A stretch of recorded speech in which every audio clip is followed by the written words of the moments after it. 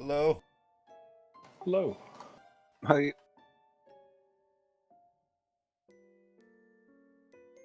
Oh, I just heard it on the stream. Oh god, I can't bear it. I hate that.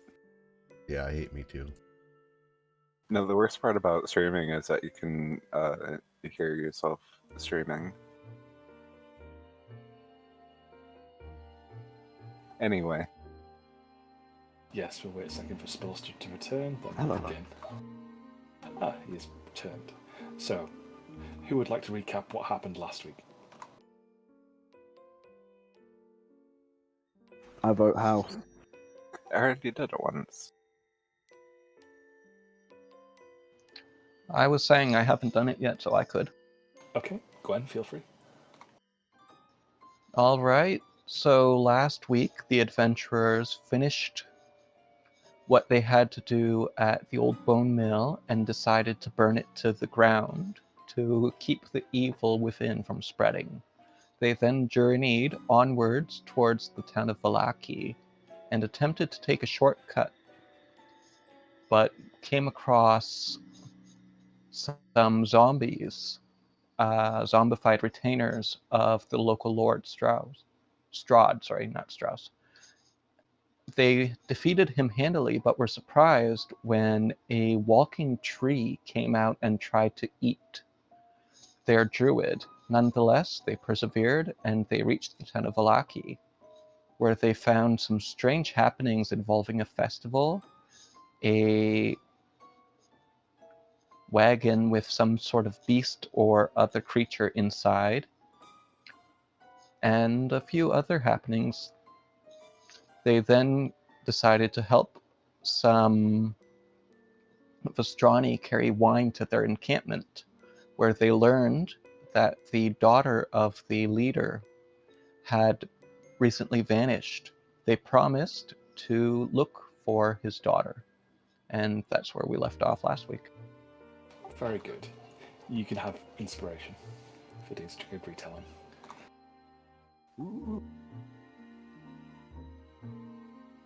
So here you are, and you've just finished talking to Luvash and Alexei, and, well, Alexei, the poor whipped boy, and Aragal.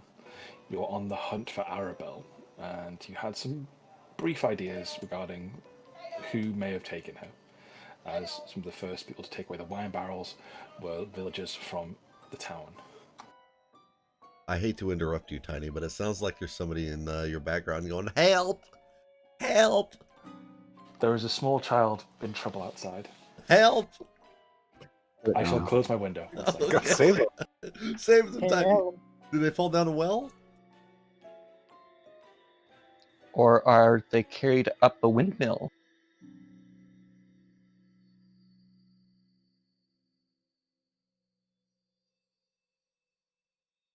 You should no longer hear his cries for mercy and, help, assistance. The basement has been closed. No, it's just the neighbour boy across the street. You have your own child to look after, apparently, in the form of Arabelle Bivistani. That's if we find her. The guys that took her smell fishy. Fish and wine. Yeah, our two leads on that was the stockyard and the fishers, if I remember correctly. Yes, the clue was that he smelled oddly of fish and seawater and boats, all things nautical, and he was assisting in the transportation of the wine. Well, the empty barrels away, rather.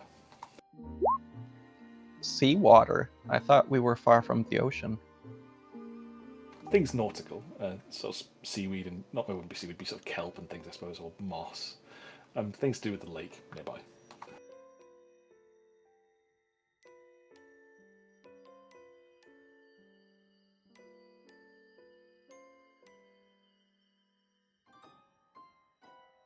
Let us head out then. I suppose we should follow the path back towards the town if it's not getting too late. Considering they said we have a time limit of if it's too dark, they won't let us in. Yes, the guards will lock the gates to the village. So I'll take you back to the Valaki map. 1 second.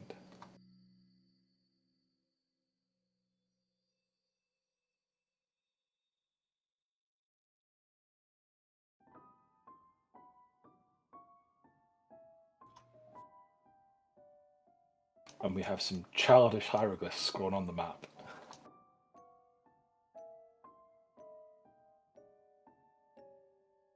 No.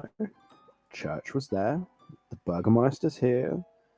Blinksy's toys and bits, or whatever it was. The inn is there. Oh, that's what that says. Inn. Yeah, I may have drawn a poorly. It hasn't got the little on the full stop bit underneath the exclamation mark. Oh, that's an exclamation mark. I'm sorry. Yeah, it's supposed to say in, but it just like it says or inny or something along those words. Okay, so it'll take you not very long. Are you moving at a fast pace, or are you taking your time searching along the paths and things? You'd noticed miniature or very light footsteps previously. Would they lead us anywhere particular if we were to follow them? It depends where you want to follow them. Do you remember where you saw them? It was either here or here. Well, which place do you want to look at them? I suppose this would be Noah taking an investigative lead in terms of this survival check. Which of the two places do you want to look? Let's say the one that's closer. Okay, give me a survival check.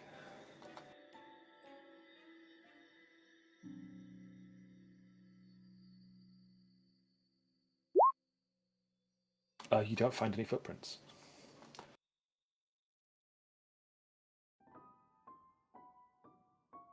That's strange. I suppose let's head on. So I see Church pinging the northern gate. Do you want to enter from that side and get into the town a bit quicker, or do you want to follow the same route back so you get back to the stockyard? Well, that was kind of by accident, but yes, I would prefer us to get to the gate faster. Okay, so it'll take you a lot less time to get back over there. You'd see a lot of abandoned cottages on this side of the road, and a lot less traffic. The gate is closed, but the gate guards would let you in. Can we stop and ask the guards why the cottages are all abandoned? Sure. What questions do you ask them in particular, or how do you phrase it? What happened to all the people living here? Church will ask as he directs their attention to the empty buildings alongside the road.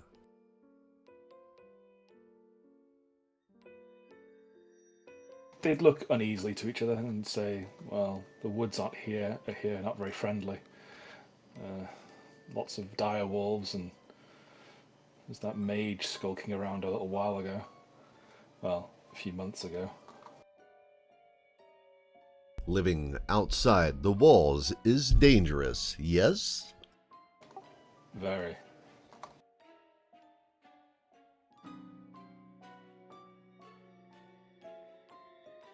You can tell from all the pikes we've got set up with all the wolves' heads.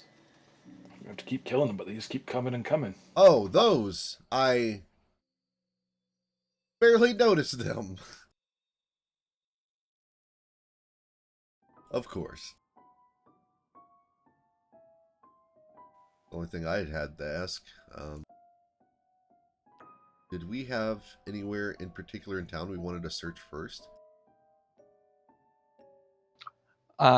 Gwen's thinking, since we're probably going to end up not staying at the inn with Ismark and Irina, we're going to need to tell them so they don't wait for us. If we're not staying at the inn, where are we going to be staying? Crawl to your comment of a mage starving out here on their own. They would say, yeah, he was casting lightning bolts and flashing magic at the lake and killing fish, and he wandered away somewhere. We saw flashes and things up in the mountains, occasionally in the hills, but don't know if that's him still.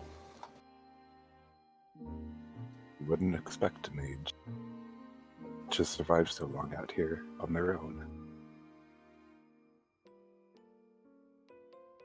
Must be a fairly powerful one.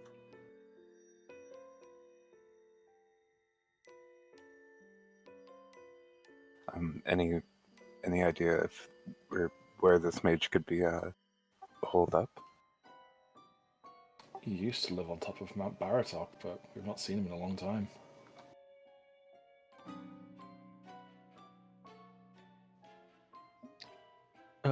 Tell me then, when did you see him last? Not recently. It's been a fair few months since we saw him.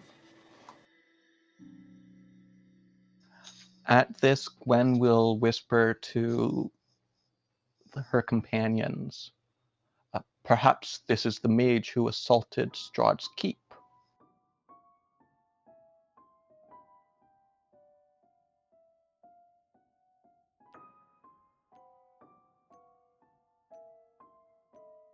It could be beneficial to seek this mage out.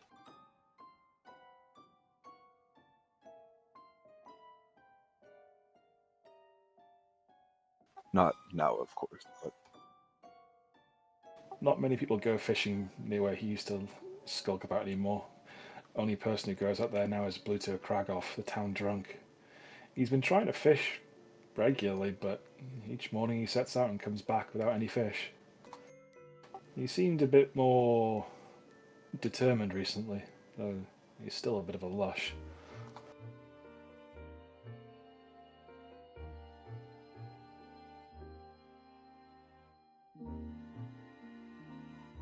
Well, sounds like we need to go to the inn.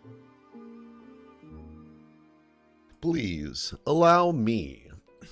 Church will opt into leading the group through the town.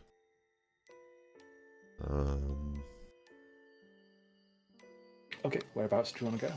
We're going to the inn first. Hopefully this shows up, right? Oh god. Did I not fill that in?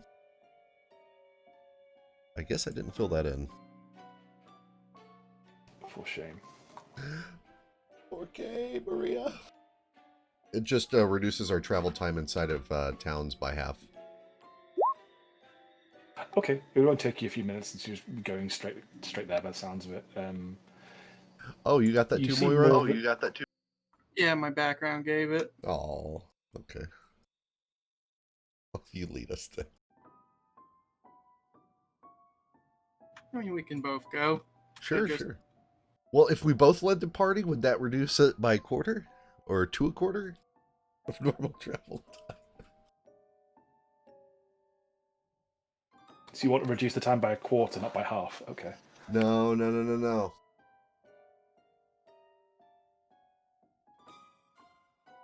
Now you're having fun with equations. Yes, you make your way there very quickly. As you're sort of hurrying along through the city streets and along the main highway, you see a lot of garlands and more bunting being put up on the sides of houses. The old stuff not being taken down by the dreary peasantry. And they seem very unhappy in doing so.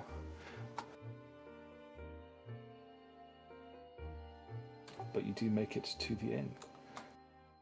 I'll take you to the inn map.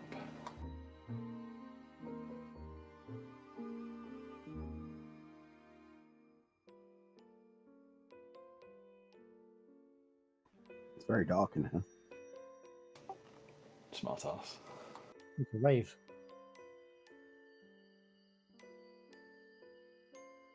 I'll drag you. Now I know what Crunk felt like. No one knows what Crunk feels like.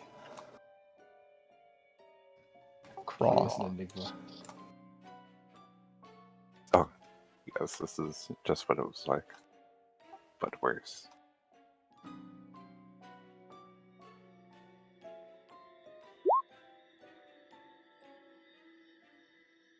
Oh, I know why. It's not. Goddamn roll 20. I hate you so much.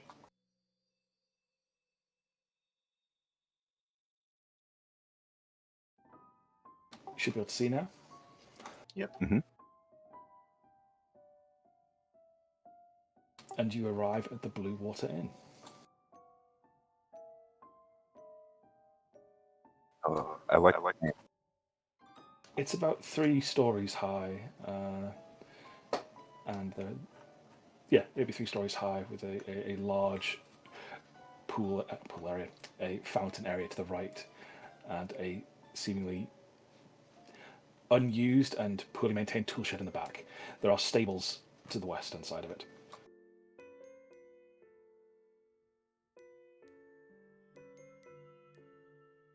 Grab the...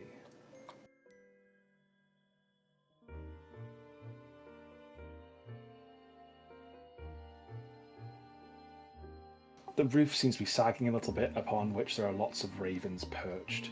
A painted wooden sign hanging above the main entrance depicts a blue waterfall. There's a lot of grey smoke, and the chimney seems to be puffing out quite a bit of cooking fire.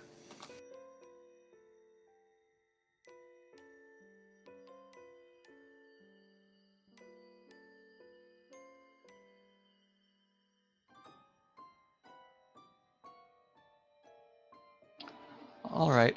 Gwen's going to go to see Irina, Ismark, and Sebastian to let them know we may not come back to the inn tonight. Okay, 1 second, I'll just establish a room for them.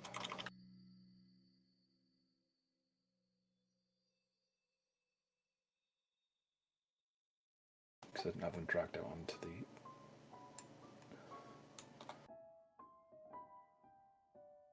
And Ismark.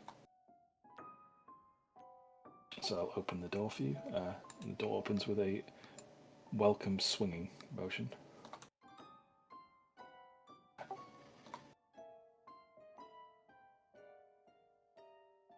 And there's all kinds of people sat at desks, sat at tables, sat drinking. It's quite a populated place, and they've not put them on the right layer for some reason.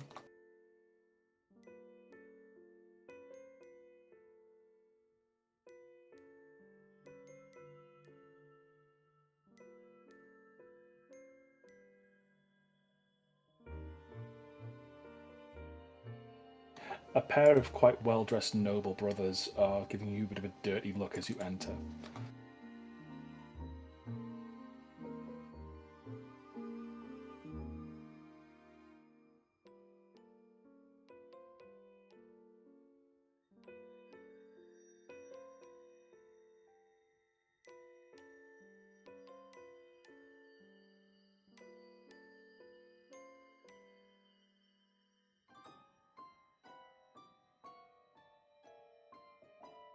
As you approach the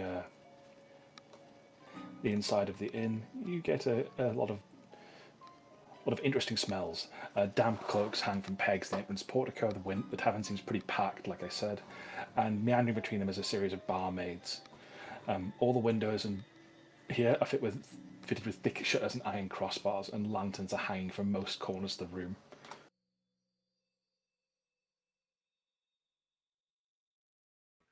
This place feels safe and holy.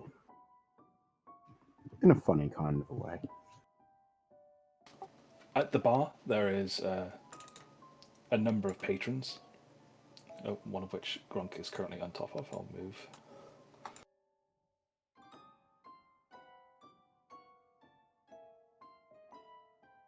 And there are 3 quite prominent barrels of wine in the back of the bar. The first one is Purple Grape Mash number 3, Red Dragon Crush, and Brass Spigot number 5.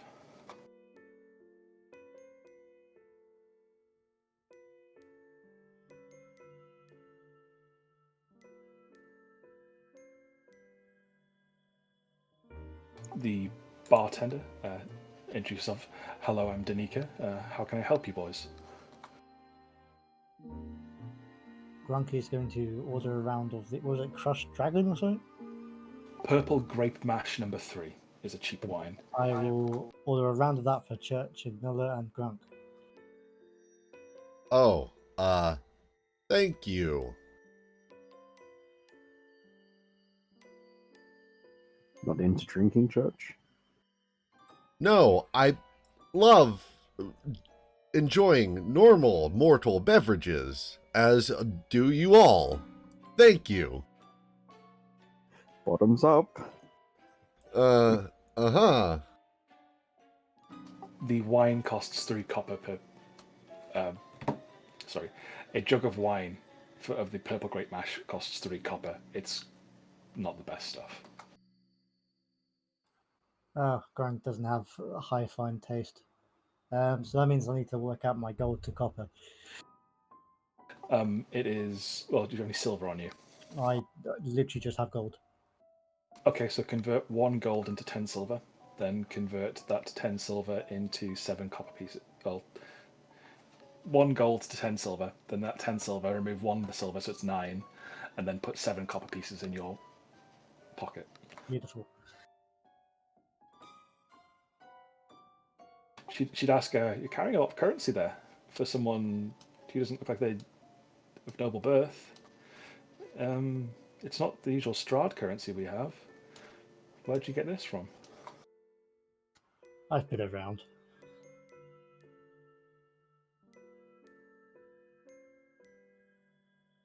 That could be useful.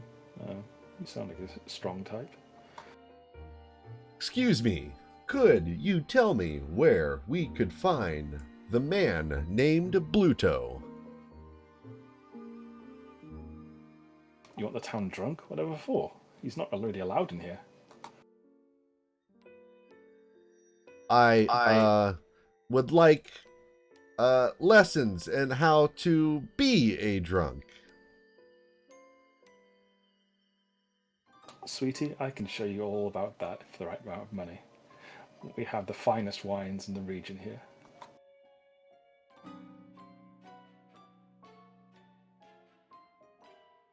God damn. Do you have such a reputation to rival Blutos, though? I'm not a drinker, but we host. Well, me and my Aha! husband. Then that is it. I wish to find this Bluto. She's a bit taken aback, surprised that her flattery isn't working. He's usually out fishing at this time. He's probably still out on the lake, with a bottle of wine and a limp rod in his hand. Thank you, my dear. And he will shove a gold piece across the bar top as a tip.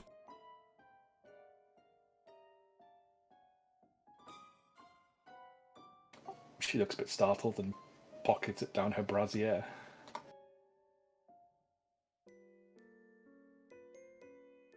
Churchill, so do we have like tankards we've filled with our drink? Yes, you'd have tankards of wine. So, to the hunt, right, boys? Church will lift his tankard and look past the man sitting next to him to... Oh, fuck. Is that who I think that is next to me? The person next to you there is... You just have to say yes or no. You should know. That is an elf. Is it? Yes. A colourfully dressed half-elf bard who goes by the name of Rictavio. Okay. Oh, isn't that the seller, the guy that had the wagon? Yes. I'm sorry, my memory must be playing tricks on me then. Church just lifts his tankard to Grunk and to Noller to enjoy their beverages while Church pretends to drink it. The half-elf bard gives you a knowing smile and raises his drink and says, "To the hunt," and waggles his ears surreptitiously. Grunk will turn to him and ask, "What do you hunt?" Laughs, stories, all kinds of entertainment.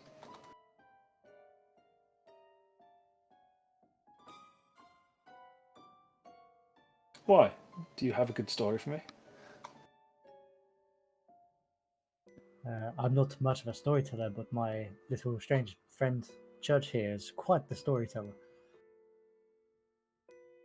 Oh, I'm sure he is. He seems like he's all full of surprises. Have you seen how quick he can drink and eat? Truly amazing. Hey, Noller, what's that? Church points What? behind the bar. He looks over.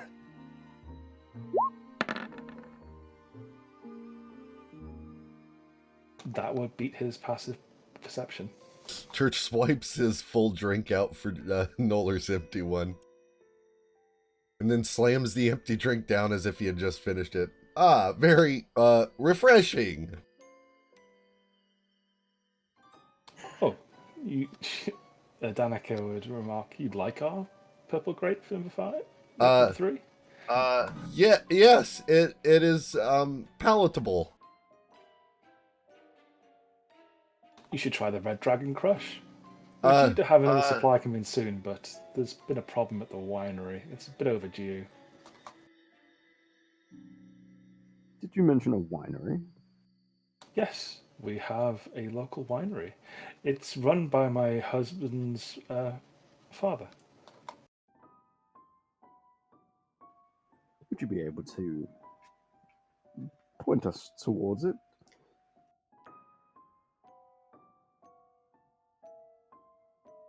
Oh, were you planning on heading there? I mean, a fine wine, it couldn't hurt to taste. The tour wouldn't be too unfavorable. Sounds like a good day. You did also mention that they were having problems. We may be able to help. We're quite a strong fit of adventurers. And we love wine. That too, Grunk. She would laugh and say, you certainly do look the strong bunch, putting away this much wine that quickly. Give us a flex, Grunk. Gronk will flex his massive orcish muscles at the woman and wink. Make an athletics check as you do this flexing and posing. Oh god. As you do so, your trousers fall down. As you manage to pop a button off them, and yeah, your long johns are on display. Gronk looks down at his long johns and looks at the woman, and without even pulling them up, he just winks again.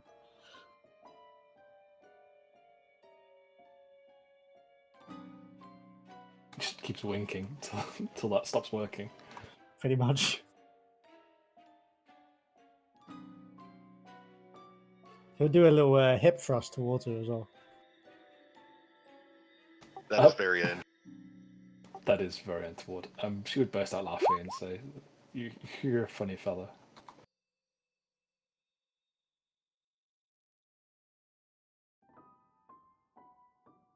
But she would point out whereabouts the winery is. It's not too far away. Well, if you can make it there. We've been all over. You wouldn't believe it, but we came from, I can't remember the name of the town. Barovia. That's the one. That's the area, though, isn't I it? thought Barovia was up the county. The village is also called Barovia. Ah. I'll write on the map wine. It's essentially west of Lake Baratok and near Kresik.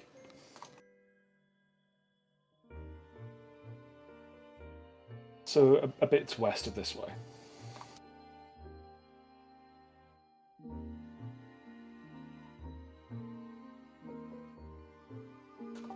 But she would confirm that Bluto is likely to be on the lake at present. She would say he's not much luck getting any fish. He always comes back looking rather depressed and miserable. Did you hear that, Crawl?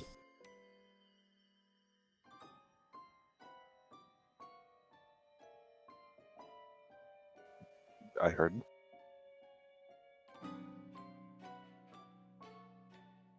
Should we go now? I believe Gwen intends to speak to our friends. Gwen already did that. She came to the main group just in time to see Grunk lose his pants. Nice.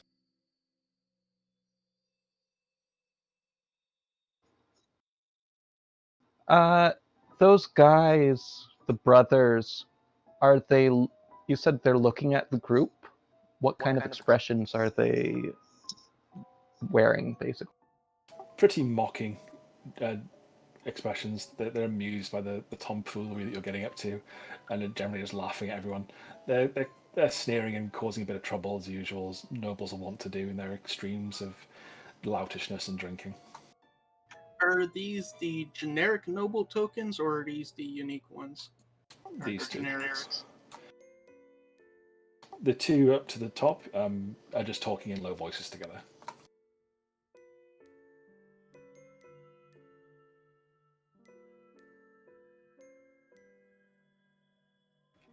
Excuse me, barmaid. You wouldn't mind if I offered someone a game of dice, would you?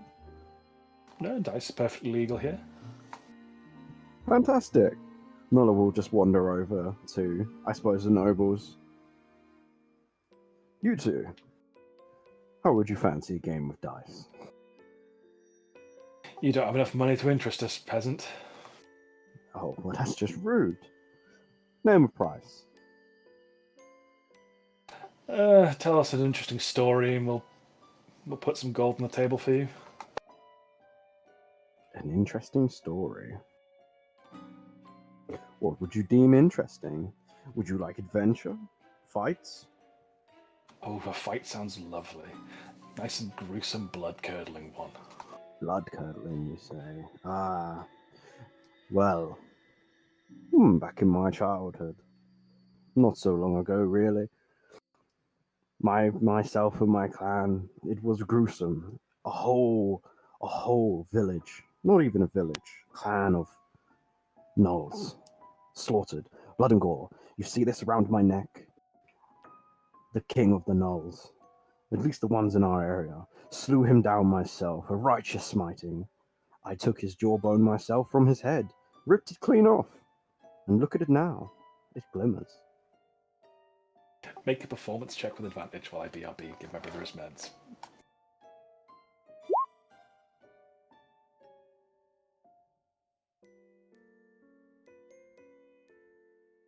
I tried to pull it out of my ass, and I did. Plus, it's part of my backstory. You didn't pull the jawbone out of your ass, did you? Hey, we don't speak about where we hide things anymore. That's a pretty muddy prison body you got there.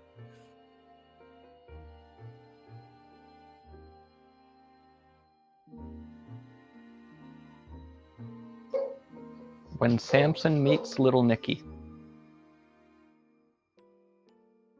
I was gonna make a reference to Samson, but you beat me to it.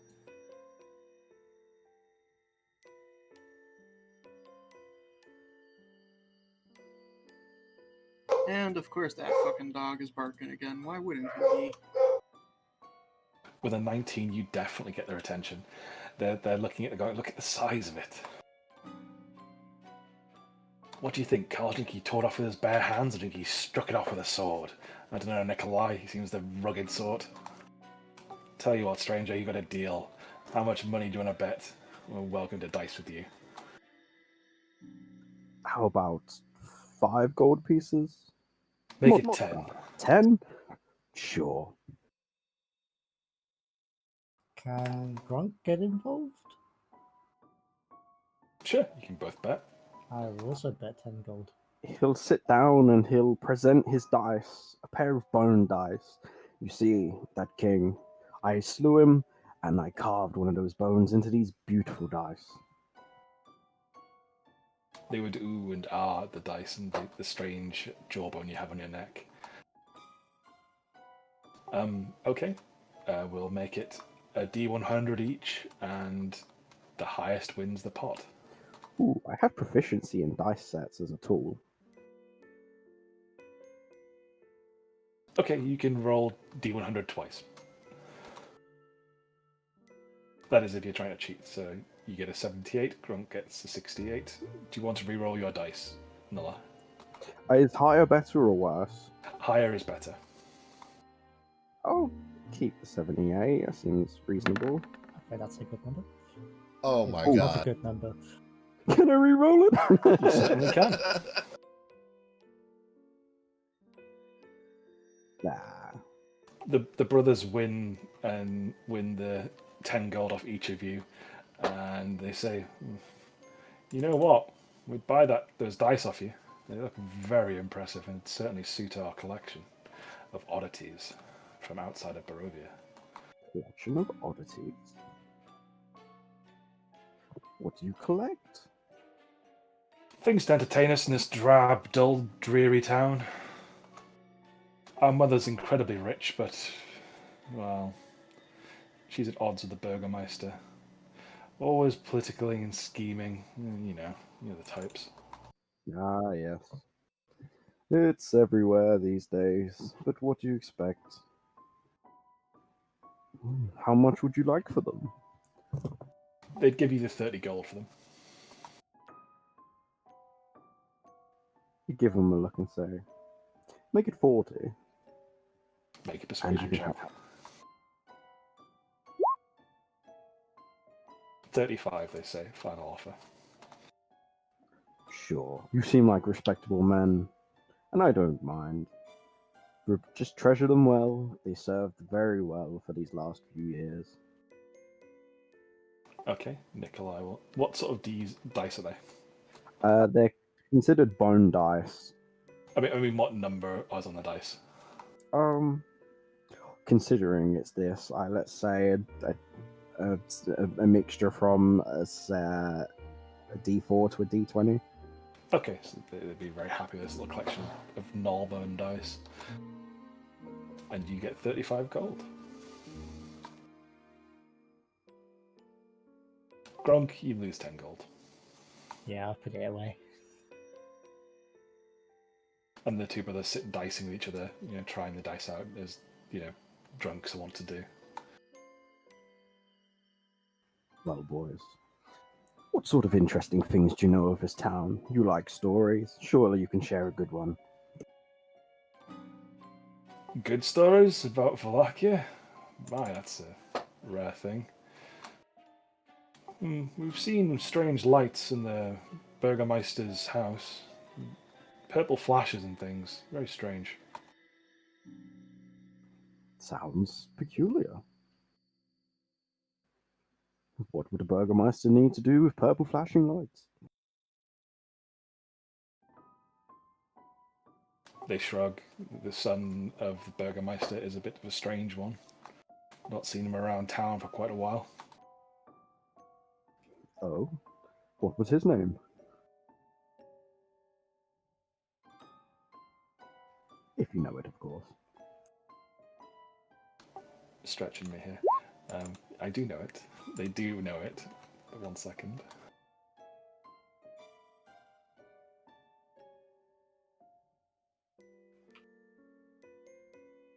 Listening to them talk, would Moira be able to do an Arcana check to see if she would be able to know if what kind of magic, if it's magic, based off their description of it?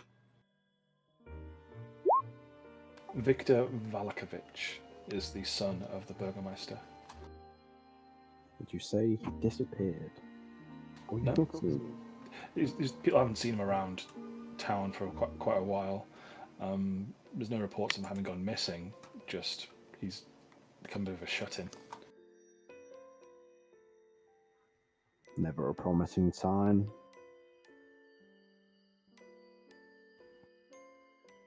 Our sister went to see him one point, and she came back a bit funny in the head. She's been locked up by a, she's in a sanitarium now. Oh. I'm sorry to hear that.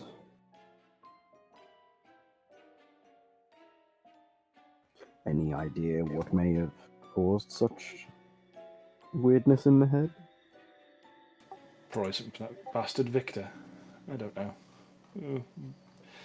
She's the weak one of the family. It doesn't matter.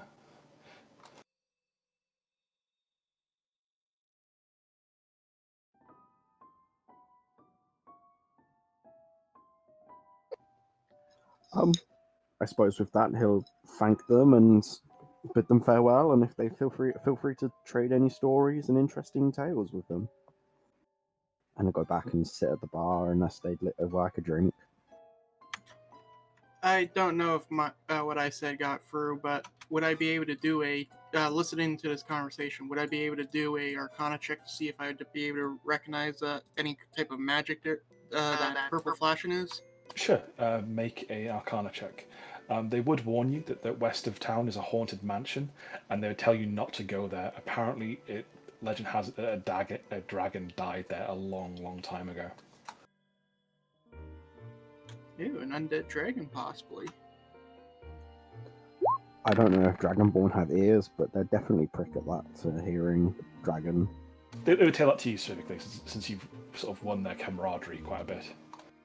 Oh yeah, I'd definitely prick his ears then and be like, "Oh, dragon." Hmm. Because to them, a dragonborn and dragon are very similar. They'd mention this manner to you. It's called the following.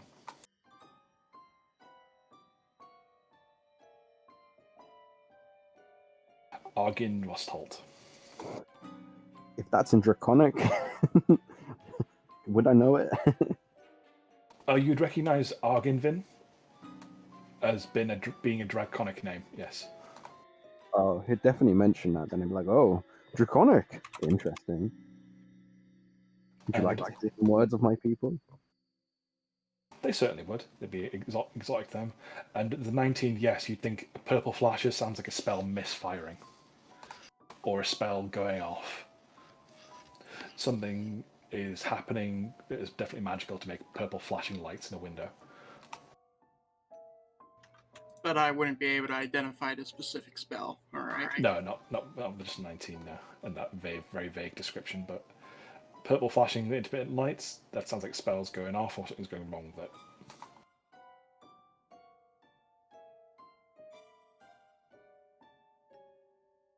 Son became a shut-in. He might have took to alchemy. What is Crawl doing while this is going on? I've been listening to this conversation with the nobles and Nullard, especially about this dragon. I'm very curious.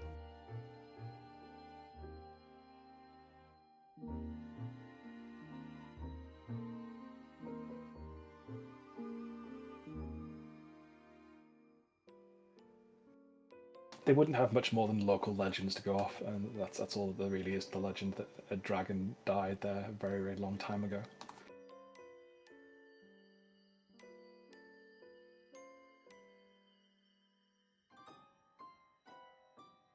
Danica would ask Grunk to come back over and ask if he's serious about helping her out with the wine situation. Grunk will return and say, "Yes, of course. We try and help when we can."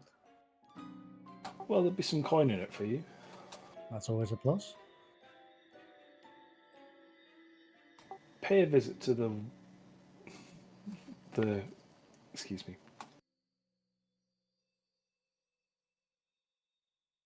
Bit of a frog in my throat. Ribbit. Is it church? The Wizard of Wine's winery. If you could go there and find out what's holding up the shipment and getting it underway, there'd be free room and board and some drinks and some money up front. Or money as well if they get the wine delivered to them. Make sure it's not hijacked by the Vistani. Sounds easy enough. Oh, wait.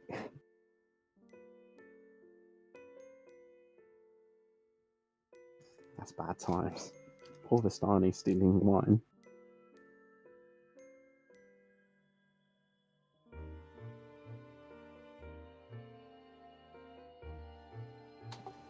But if you agree to do that, she'll let you stay here for the night for free, and if you bring the wine, you get free room and board for a long time.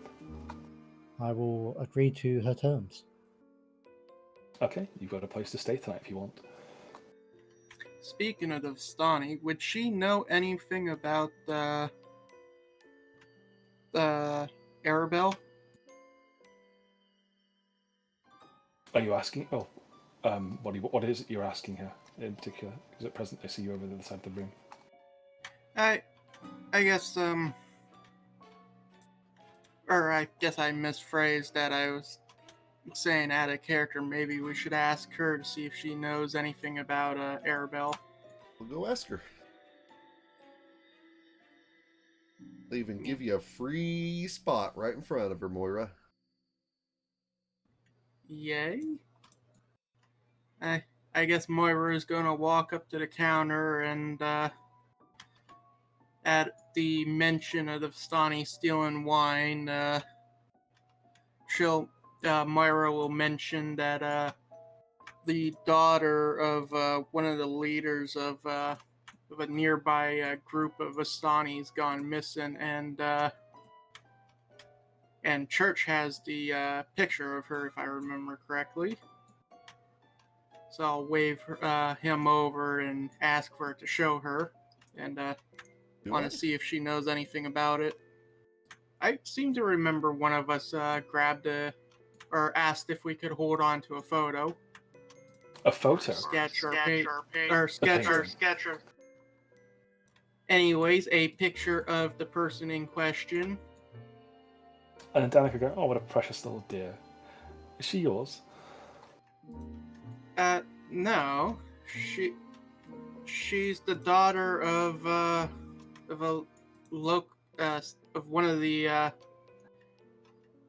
of the leaders from the Loco Vistani group. She's gone missing apparently within the last half day or so.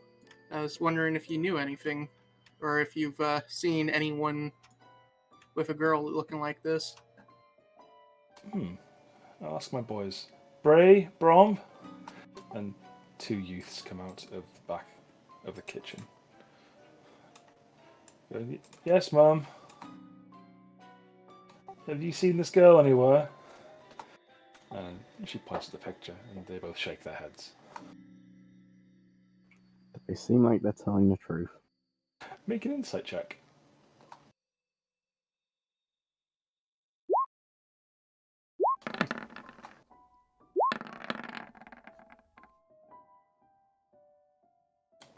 They just seem a bit bored, feeling a bit, well, not untruthful, but they certainly aren't hiding their emotions. They're just unhappy to be working in the inn today. When can we go out and play? It's like, not until you finished your chores. No, go back and help your father. And they stomp off.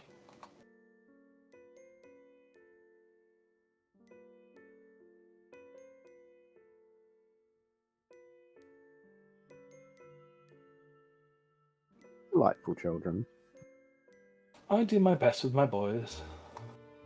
They haven't seen her around, apparently. I've been too busy working in the inn lately. We've had our regular customer, Mr. Victavio, here. He's such a delight with his stories.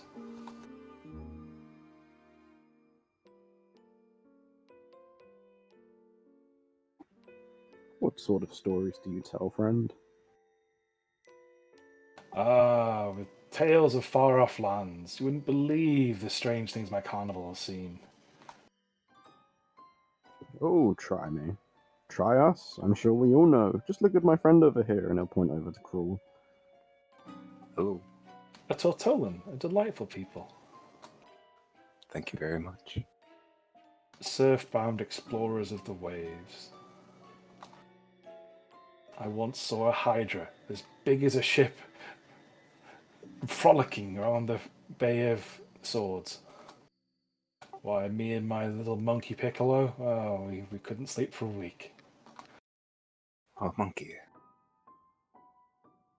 Yes, he's not welcome at the inn. I lent him, well, I gave him to Blinksy. He seemed like he needed a friend.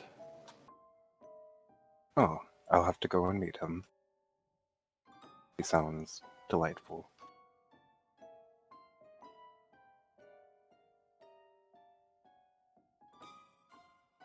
Gives away free monkeys? This man's brilliant. I want a monkey. Same. Danica frowns at the mention of Piccolo the monkey and says, yes, Don't really allow pets in the inn. See, alas, my friends, companionship is hard to find here, so we must all make good and friendly. Ah, yes. Must smile. I've seen the posters. Precisely, my dear fellow. Must keep the Burgermeister happy, as well as the population.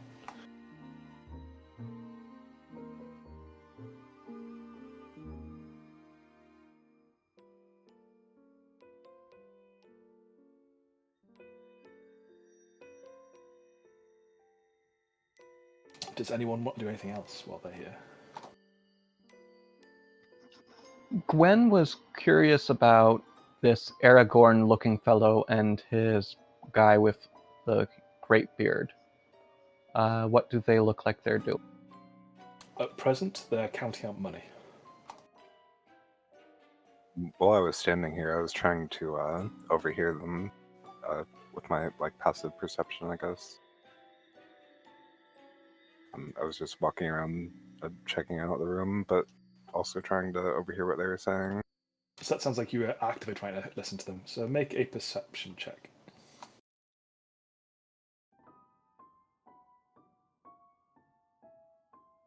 They're not being too quiet. They're saying, good money this week.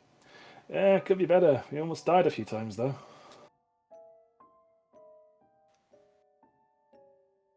Maybe some kind of adventurers.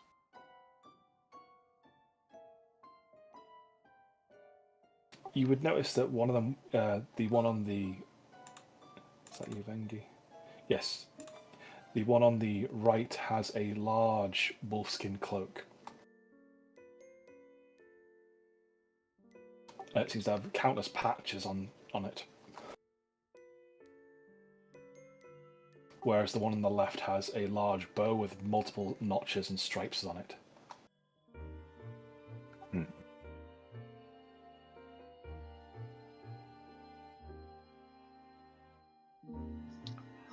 Seeing Crawl engaged in a conversation with these gentlemen, Gwen's going to come up and admire the craftsmanship on the bow. She'll ask if these men have been working as hunters in the region. The one on the left doesn't say much, but Yvengi would say, yeah, we're wolf hunters. Most of the wolves' heads you see on the bar here are from us. Well, us are our fathers and our forefathers. It's very impressive. I'm assuming you've made that cloak yourself. My father started it, and I intend to keep it up. The work is dangerous and bloody, but it keeps us fed. That it is one of our companions was locked in her own grave by a group of wolves. I'm sorry to hear about your friend.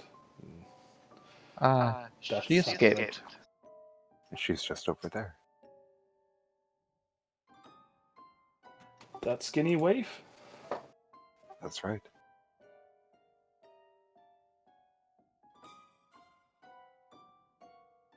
So he will make an insight check for that.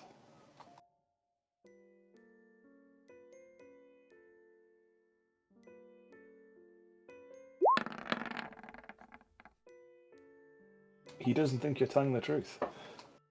You exaggerate.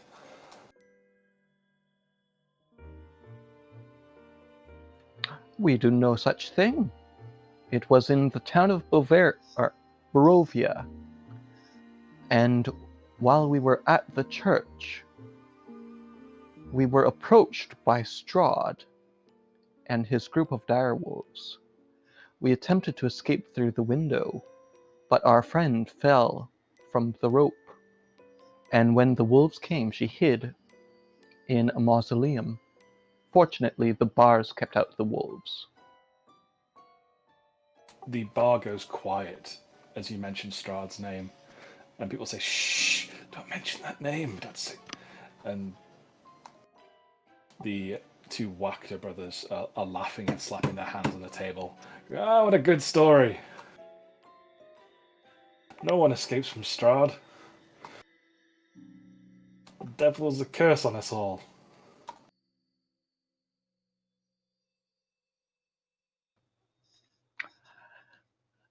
I would say the greater curse is your fear.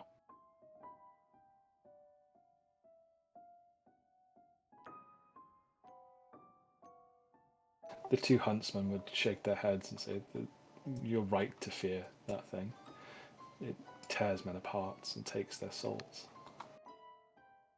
This realm is cursed.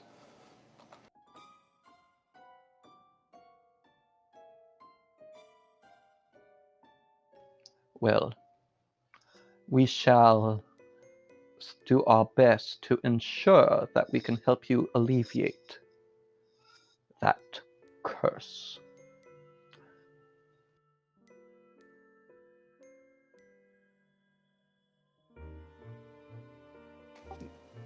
The one on the left, Solzadar, just shakes his head and goes back to counting his coin. Yevgeny, Yevgeny, I don't know how to pronounce his name, tries to play lip service, saying, "Oh, I'm sure you will. You'll do great things. Just be careful doing so." Can I do an insight check to see if he's patronizing me? Sure. I don't think the check is necessary. We'll say DC 12. Yeah, you don't recognize it. You think he's trying to be as friendly as Barovians and Valachians can be.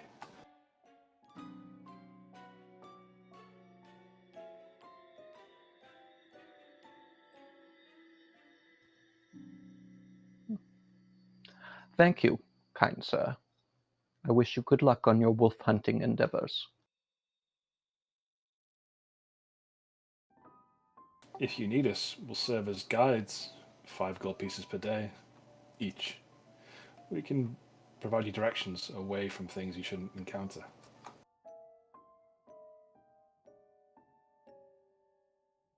Can I insight check that? Sure. Is he trying to mislead us? No, he's offering his services as a guide. It's expensive, 5 gold pieces per day, but he sees you guys throwing around some money in the tavern and thinks that he could possibly earn some safer coin than hunting wolves and dire wolves in the forest.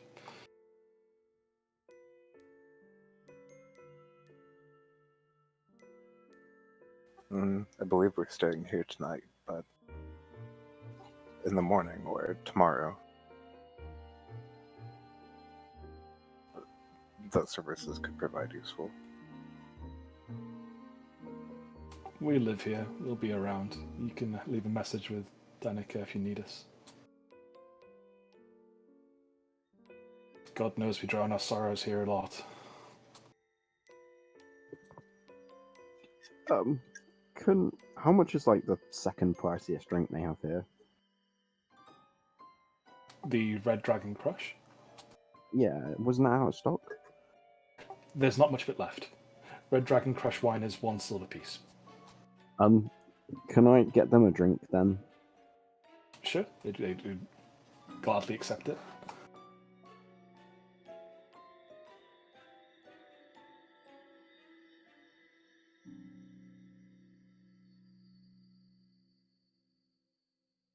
They would drink heavily and belch. Erwin, your family makes the best stuff. And Erwin would poke his head out of the door and say, "You two always drinking me out of house and home. Hope you're paying for it this time, you bloody bastards." And they would share a terse, if callow laugh before he Not this stalks time. back in the kitchen. Not this time. Someone's paying for you? That's a change. Nice to meet you. Your wine is delicious. He beams at this. Yes, my family's been making it for generations. It shows. It's truly exquisite.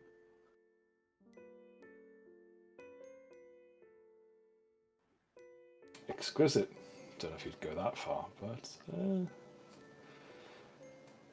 it's good stuff. The vineyard and winery is only a few miles west of here. Just follow the old Savalich road signs. Why, thank you. I won't keep you any longer. You feel free to get back to what you were doing. Life of an innkeeper's never easy. Yeah, have a nice evening, fellas. You two, don't get too drunk and bust up the place. He says that with a bit of a smile and goes back into the kitchen. This place is nice. We should just stay here forever. We don't need Strahd. We have friends.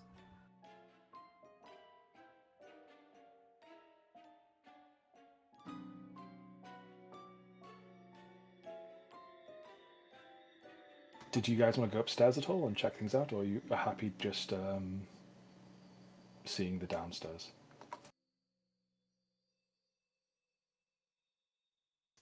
They're okay with us going upstairs. I'm assuming that's where the rooms are. Yeah, Irina, is Mark and Irina up there? Oh, definitely then. Check If in on anyone them. else would like to.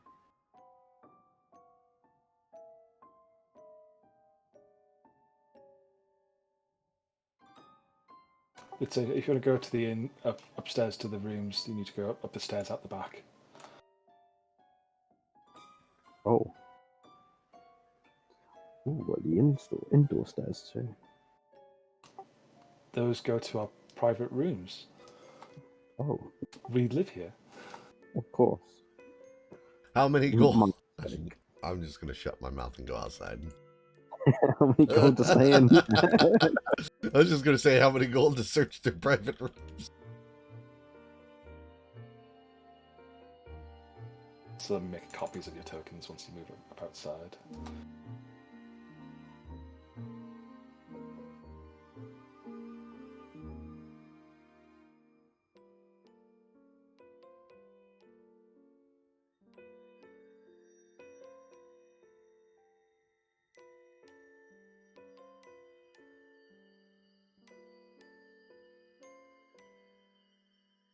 No, I didn't realize there's a second half to this map.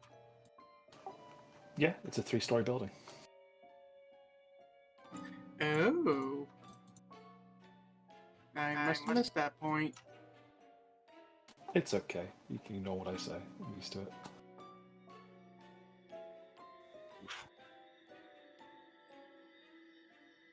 Do we know which room they're in? You could try knocking, like a civilized human being. No, we can just barge through doors. Well, Gwendolyn already talked to them, so I'd assume Gwen would know which room they're in. Yeah. I'll open the door. Yep. All right. Which will crawl on one of their beds. Lucian run up and hug Church. Where have you been, Mr. Church? Taking care of business. I'll pat Lucian on the head and then look to the two others. We didn't really establish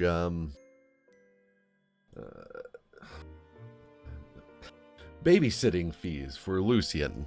I find it unfair to expect you to take care of him in my stead with out of your own pockets. I'm not a baby. I'm a man. Man-sitter, of course. To sit this man. He'll pat Lucian on the head again. But he will pull 3 gold coins out of his pouch and hand it over to Irina. She would hold up her hand saying, "We come from Burgermeister's family. Money is not really an object to us. But thank you for the consideration." I didn't pull a crawl up here, I'm sorry. That's fine. Thank you.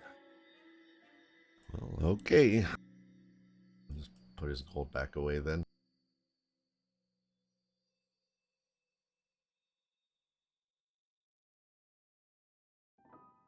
The family were nice enough to let us rent this room. Only a lectrum piece per day. It's pretty cheap. The peasantry here are kinder than in Barovia. You They would think. seem You would have more think hope. that they would charge you more, knowing that you have the money to pay.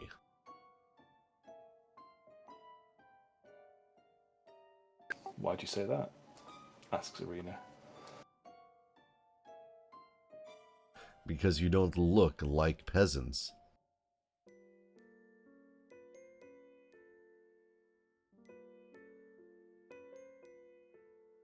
She wrinkles her nose.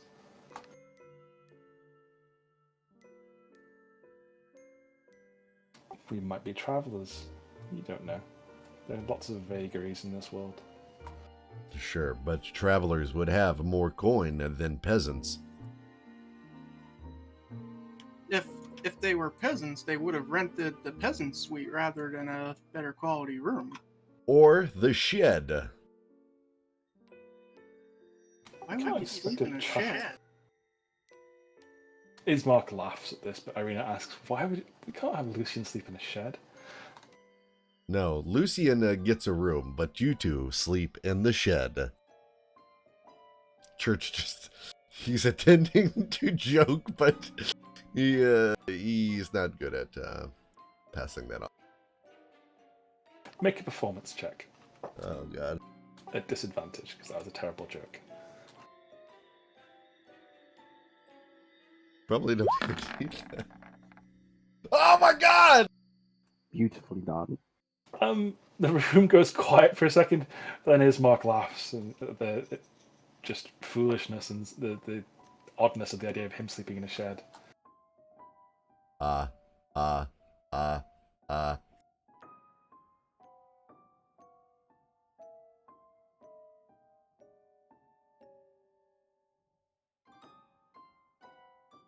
He pats you on the back and says, "You're a good man, Church. A strange one, but a good man. Hard too."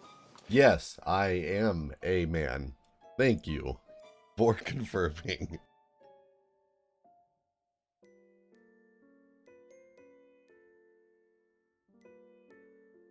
Lucian gets lost in thought, and as the conversation starts winding down, you see him staring at one of the large wolf heads heaped up on the sides of the wall, and he asks quite plainly, "Is Strahd going to come after us again?" I believe you will be safe inside of these walls.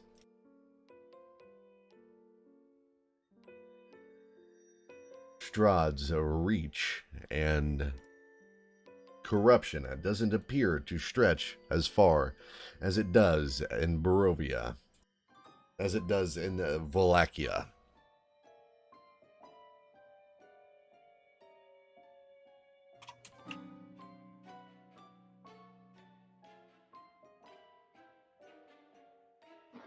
Nonetheless, the peasantry live in fear of his name. It would be wise to not make promises you cannot keep, Church.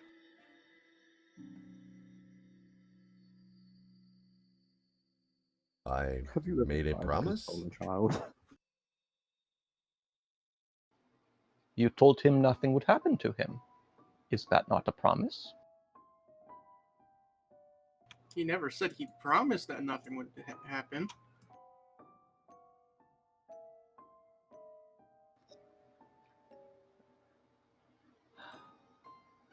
Lucian looks a bit concerned and starts looking back between Gwendolyn and Church. Church just looks like he's malfunctioning as much as a human could.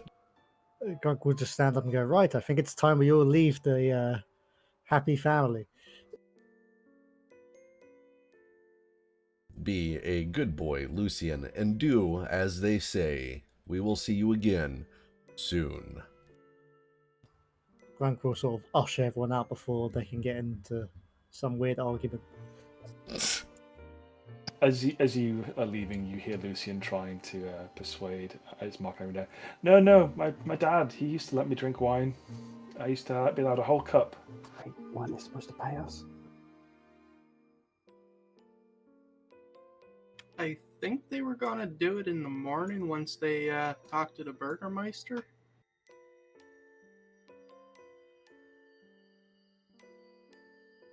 I mean, we know where they live. Sinister, I like it.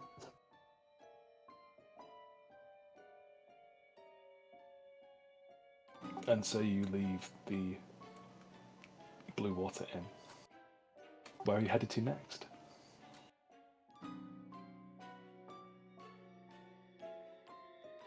What sort of time of day is it? You got here quite early in the morning. Well, no, you got here midday-ish, didn't you? You spent a few hours at the Vistani camp, so that would have been about 3. This is probably about 5 p.m. now.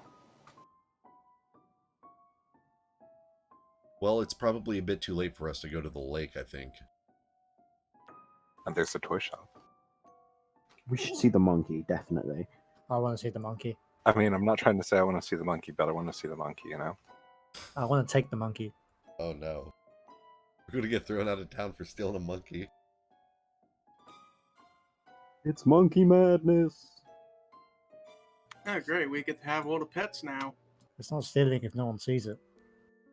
Okay, so you go back to the world map. Bro, they have to tell on us. The monkey ain't no snitch. Why do I get the feeling the monkey can talk?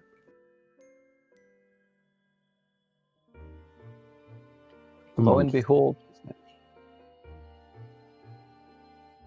So you head down to the toy store.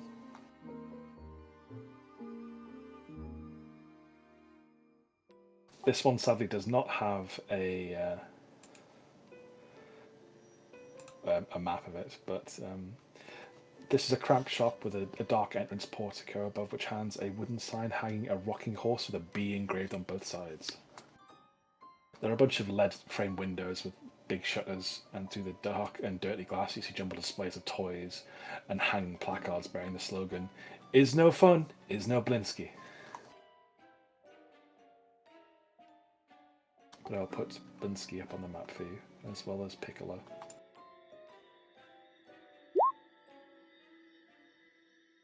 It looks like a luchador. It does. El Monko.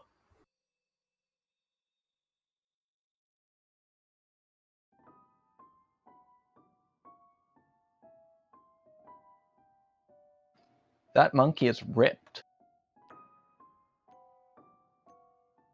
That monkey's seen some shit. I suppose. It's just a monkey, I think. What do you think?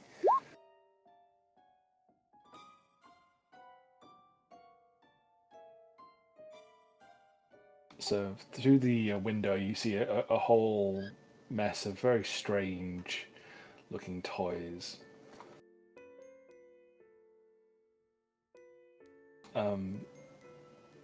What do you do as you approach the store? You sort of get a brief idea of that it's a pretty small shop. No condenser? He's currently wearing a jester's cap, a pretty moth-eaten one, and he looks up from some work that he's doing. He says, "Welcome, friends. Welcome to the House of Blinsky, where happiness and smiles can be bought at bargain prices. Perhaps you know a little child in need of joy? A little toy for a girl or boy?" We know a little child in need of finding. We are looking for a young girl named Annabelle. I don't know any Annabelle. Is she happy? Would you be happy if you were missing for almost a day? Oh no, that sounds terrible. Where was she last seen? I've had a few girls and boys come by my store, but none of the little boys and girls I know are called Annabelle. She was last seen in the forest outside the Varovian camp. Honey. Vasali camp. Vasali, right? The Vistani are not allowed in the village. That little girl should not have been walking about in here.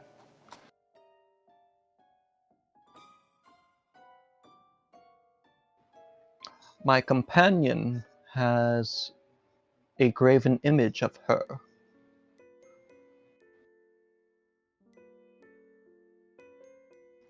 Perhaps you would People take a recognize look. her? Piccolo, fetch the image for me. And the little monkey scampers up onto the table, and it is wearing a custom-tailored ballerina tutu. Oh my god, we have to take the monkey. Monkey. Take the monkey and run.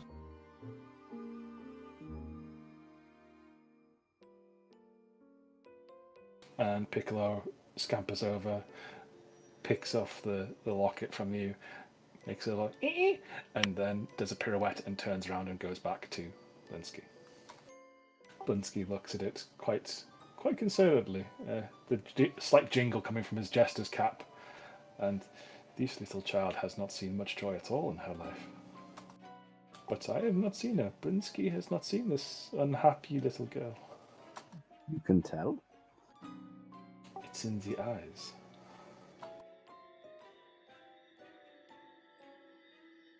Maybe she'd be happy with a monkey. Monkeys do bring a lot of joy. I should make more monkey toys. How much for your monkey? He is not mine. I am holding on to him for Victavio.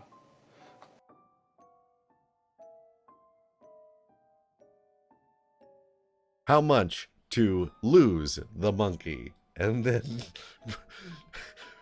Church's face sounds like it cracks as he winks one eye.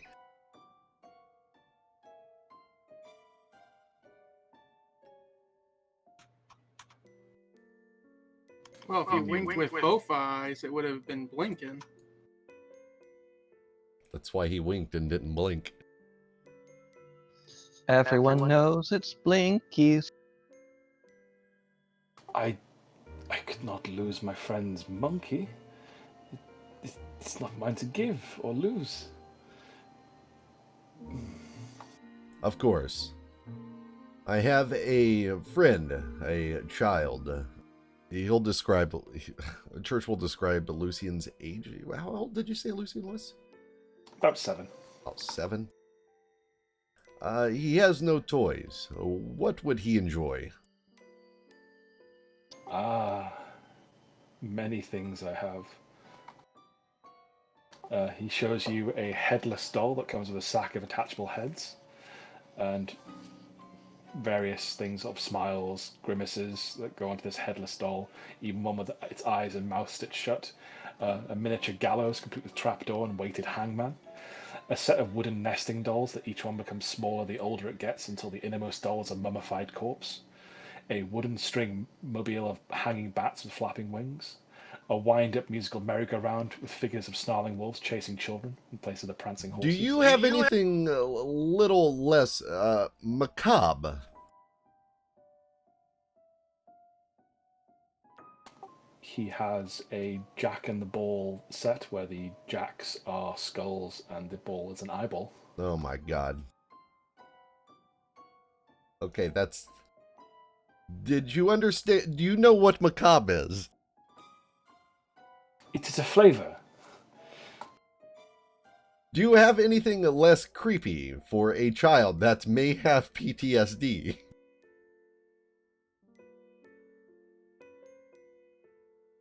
He looks shocked and taken aback. These are Blinskys. These make children happy. How?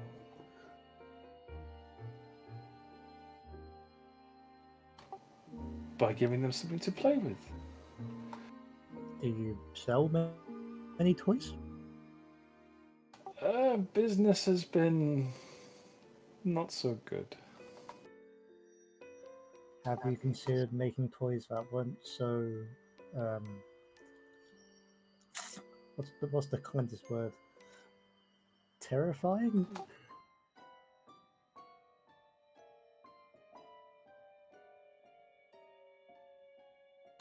He looks at you and thinks about this for a second. Grant will continue and be like, whilst they are while they are well-made toys, some children, especially in the area we're in with the fear of wolves and such, would probably prefer something a bit more friendly and not so vicious to play with to bring them joy. After all, you want to bring joy to children. I have some simple games like dominoes. Grunk will turn to Church and raise an eyebrow. He pulls out a set of what looks like finger bones, and they have little coffin-shaped dots on them. I believe this is futile, but thank you for your interest and assistance, Grunk. I mean, the domino set isn't the worst thing we could possibly do. The hell is the name of those dolls? The ones that Matryoshka? Matryoshka. Yeah, we could like change the mummy one to like a normal one, and then give him that. And just throw away the mummy. Don't throw away, keep it. That's cool as fuck.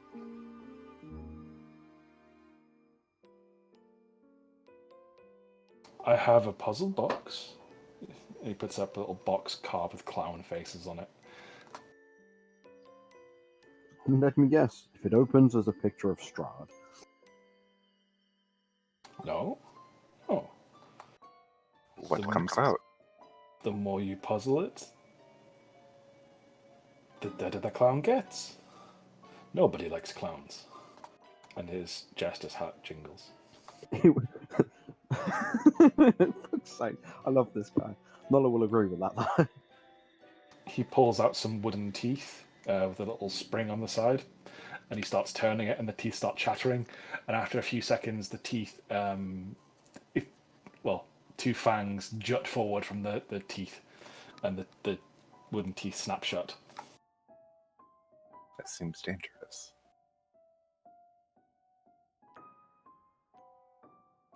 He pulls out a little toy Vistani wagon with horses and Vistani figures.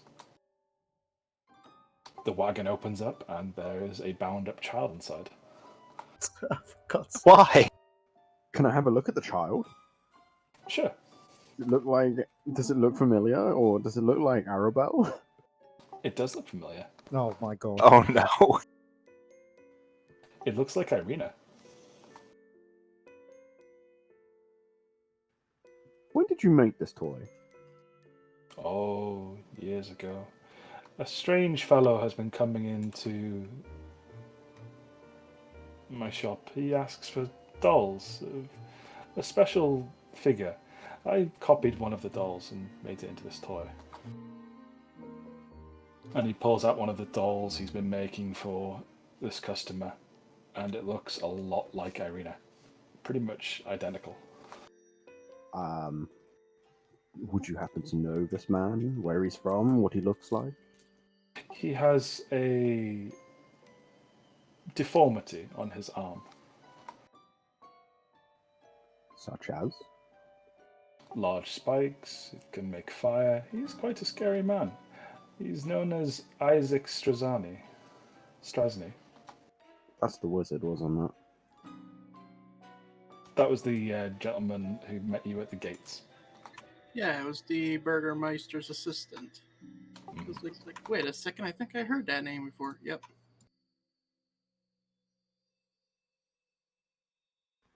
That is concerning. This looks a lot like someone we know. Do you have any copies of some of the other dolls that he's had you make? No, he takes them away. I cannot keep them. He would threaten to burn down my shop. This is concerning. He gave no indication that he knew Irina when he saw her outside the gate. Isn't Irina planning on going to the Burgermeister's house tomorrow? That is correct. How about this toy? And he puts on a large rocking horse on the table, and it looks like as it rocks, the skin comes off, and you see the muscles and tendons moving underneath. Enough. No toys. Who would?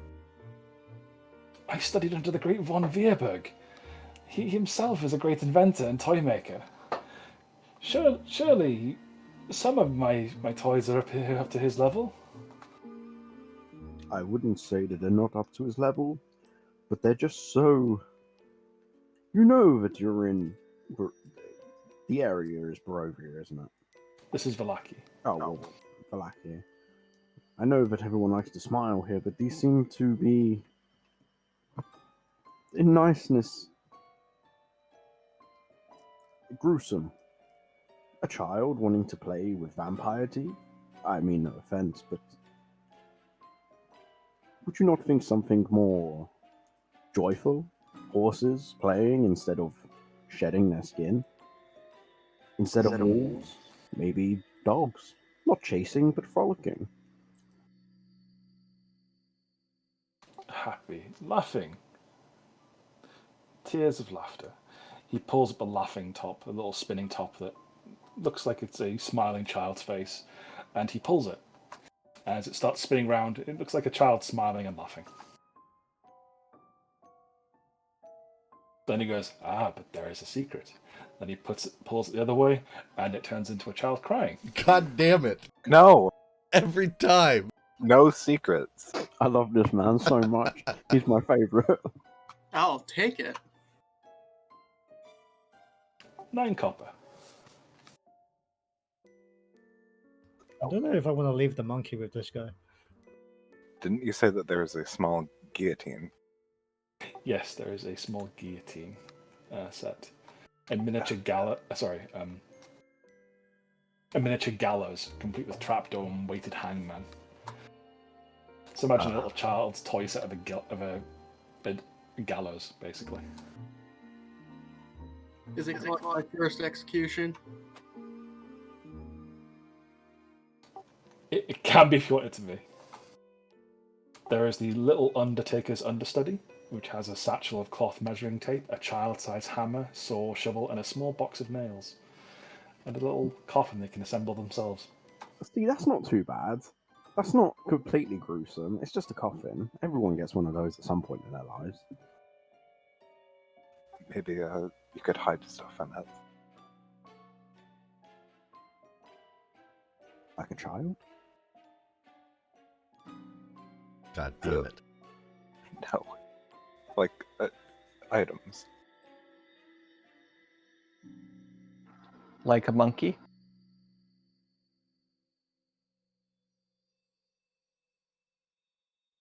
You guys and this damn monkey. Hey, look, monkeys are cool. And it's wearing a tutu. Did you say it was 7 copper or 9 copper. 9? Alright. Perhaps just a teddy bear, and he pulls up what looks like a teddy bear made out of lots of different teddy bears, like they've been stitched together, and it seems a bit zombie-esque as it sits there. I'm afraid to ask him if he has just like a ball. He'd be like, yes, I've got the ball. And he'd come out and it's like he's shaped as a child's head. Does the teddy bear have a secret? He's just a teddy bear. And he bends down to pick something up, and it looks at you. The teddy bear looks at. Nola, yes. Friend. He brings up a ball. It looks like a normal leather ball, and he kicks it, and it makes a crying sound as he kicks it. How about some marbles? And he pulls up a bunch of marbles, and these all appear to look like eyes. And he rolls them on the desk, and they all start looking at you and blinking. Oh, I'd like that. Yes, that's cool. How much for the? Are they the eye? Marbles, yes. 9 copper. Sure.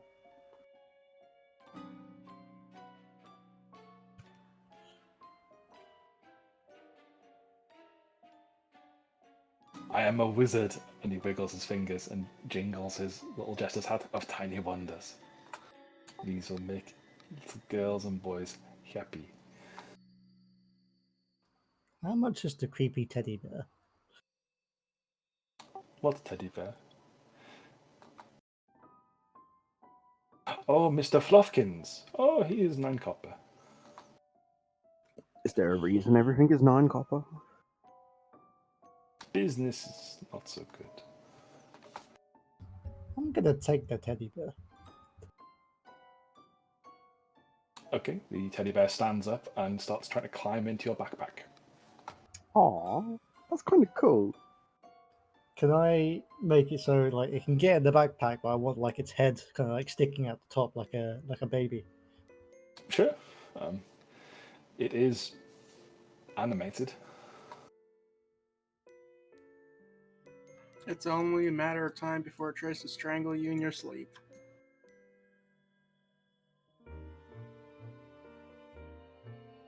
You hear it whispering something to you. What does it whisper? We're friends. That's creepy and I love it. Wait, what was that? It whispered to poor Grunk, we're friends. I love this shop. Can we just stay here forever instead? We'll probably become some of the toys. What else does he have that's cool?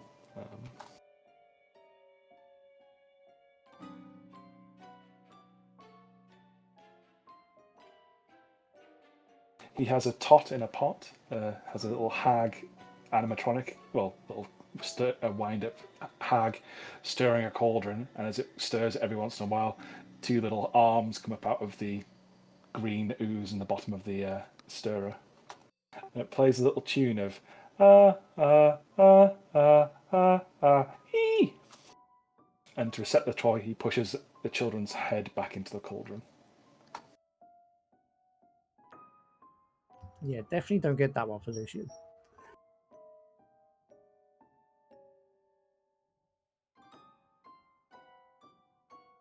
He shows you a pretty exhaustive supply of strange, eerie toys of that nature. And he's sweating by the end of it, going, does any of this interest you?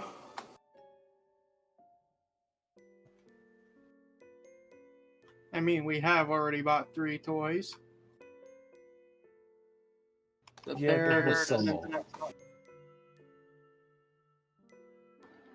While everyone is enchanted by these toys, is there a window or some way of looking into the back of the shop inconspicuously?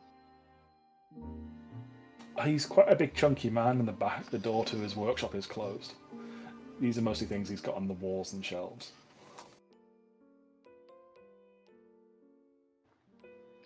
And would I be able to hear anything over his jovial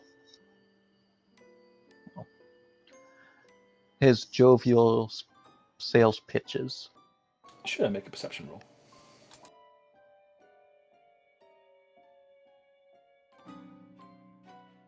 No, you don't hear anything in particular. The monkey is doing a good job dancing and keeping you occupied. Piccolo is a friendly little monkey.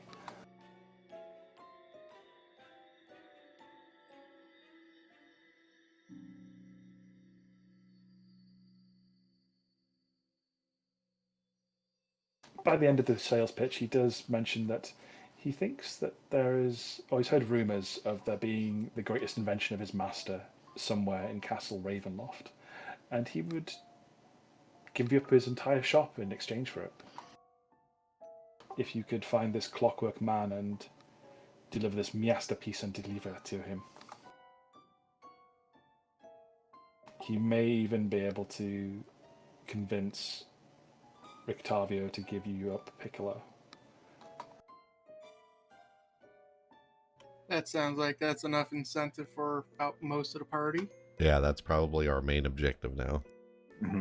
Rescue Piccolo. I mean, Strahd's just in the way of the monkey now, so really he's just an obstacle. Prepare to die, Strahd, for you are the only thing that stands between us and our monkey. We might not even have to kill Strahd. We might just find the animatronic man or whatever in some room. Potentially. Maybe we could try to convince him that Church is the animatronic man. Excuse me? What do you mean? Church is a perfectly normal human yeah. mortal man. Yeah. Did you not see him chug that wine? Wait. Do you want to fight about this? Nolo and Grunk will throw hands. That's a scary thought. We're about halfway through the session now. Oh no, we've got another half hour. Yeah, we'll wait a bit before having a break. So it's now about 7 p.m. and people are coming back in from the fields and things, and from the woods. And Blinsky is asking you to finish up any purchases that you'd like to make. He needs to close up the store and feed Piccolo soon. Anyways, if no one has anything else they want to buy, we can talk about the children's memento mori that we originally learned about this place for. See what he knows about them, if he's willing to take them off our hands. He certainly would be. These poor dears need some final happiness in their lives, as he says it. Could I go ahead and buy the Matryoshka doll? Certainly. Okay. While I'm paying, how much is it? 9 copper? 9 copper indeed. Okay. Could I ask Piccolo how Blinsky is treating him? Get to wear this, and does a little dance. Oh, it's very cute on you. Miss Rictavio. Nice master. I'm sure he'll come back for you soon. Well, she doesn't know the name of that person, so she should just say Miss Old Master.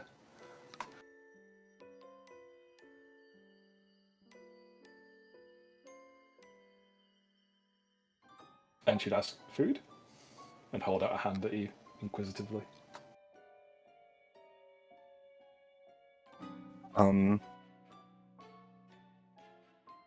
Yeah, I have a spell slot left. I'll go ahead and cast Goodberry for Piccolo.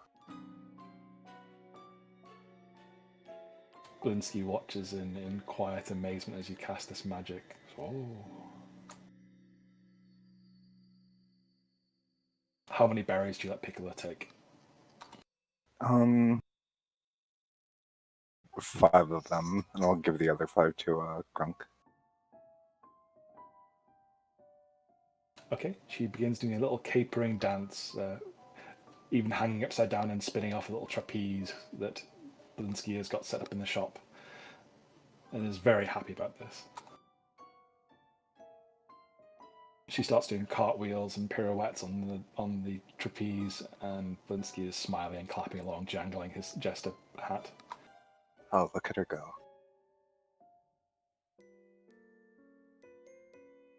And Piccolo seems genuinely happy to be eating these nice fresh berries. But, well, they're fresh, but they taste a bit dull in her mouth, but it's still nice and different to what she's usually eating.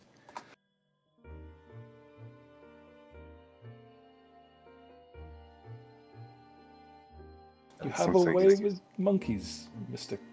What is your name, sir? Kroll. Mr. Kroll. It seems like you're doing a very good job taking care of her in the meantime. She's very happy. It has been lonely without poor little Piccolo around. I am glad that my friend Rictavio blessed me with her company.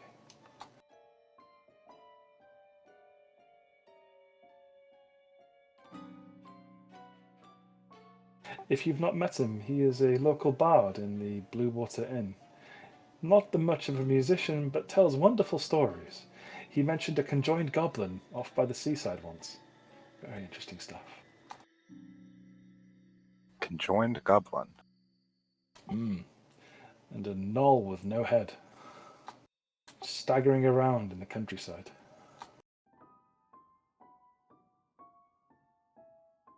And a man who could drink all the wine in the world and not get drunk.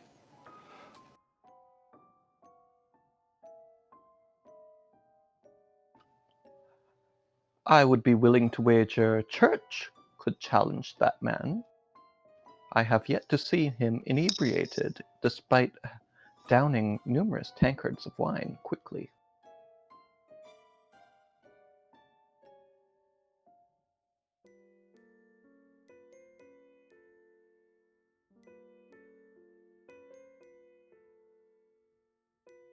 A crossbow, you say? Interesting. May I take a Yes. look?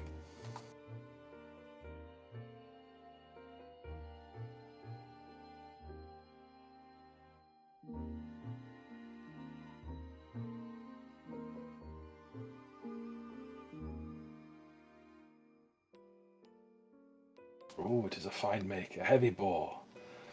My master would be pleased to see this craftsmanship were he still alive.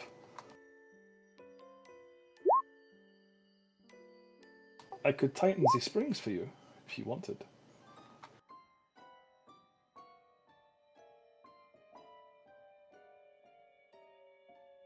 Blinsky looks a bit sad. He thought he'd get some business out of that. Oh well.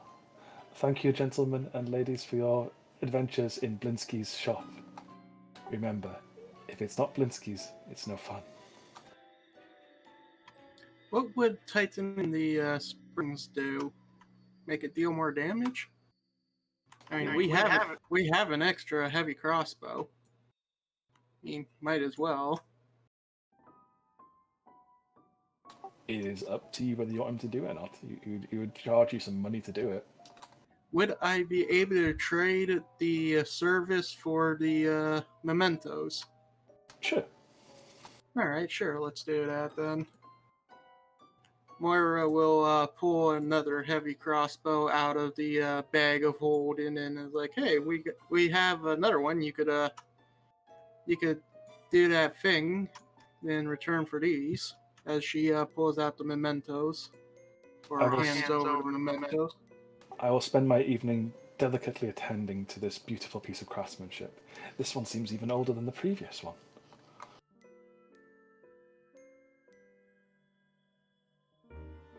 I swear to God, if he tightens it and somehow it shoots out like a little stick that says bang at the end. I will have it ready for you in the morning. So if you come back tomorrow, I will have it ready. And I will put these poor children's last wishes to good use.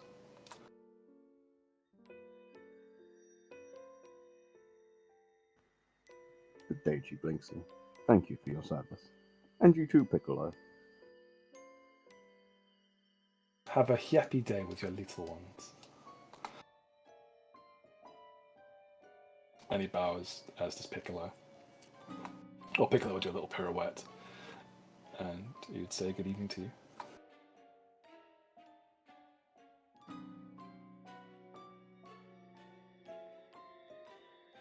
So you leave the toy shop with some interesting finds. Where would you like to head now?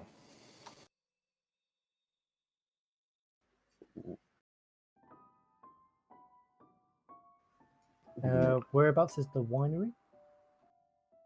I can show you on the world map. 1 second. Yeah, it's out of town. Oh, okay. I thought I was only going to say if it was in town, we should go. We do still need to go to that yard. The winery is over here. So not too far away.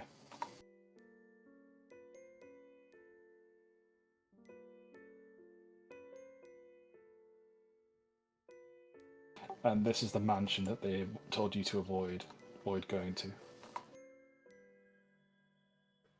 Where?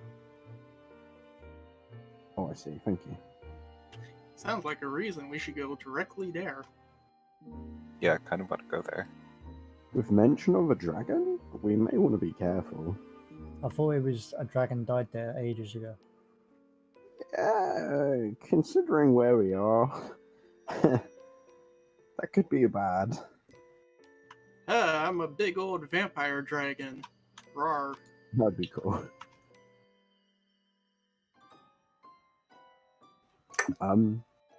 They also mentioned that the village of Bearers down here is abandoned.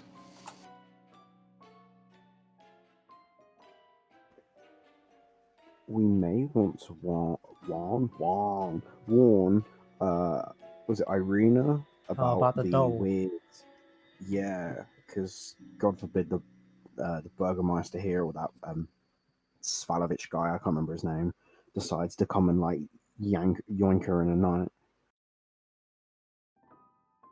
Yeah, maybe we should go warn them and like either rest or yeah, go to that.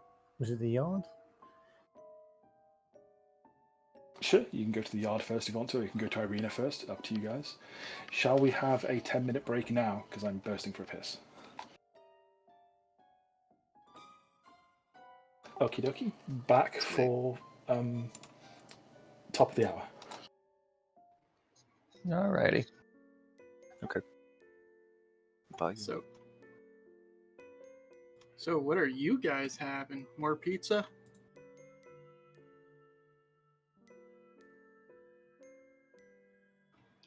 How many slices you going to be missing? Listen here, motherfucker.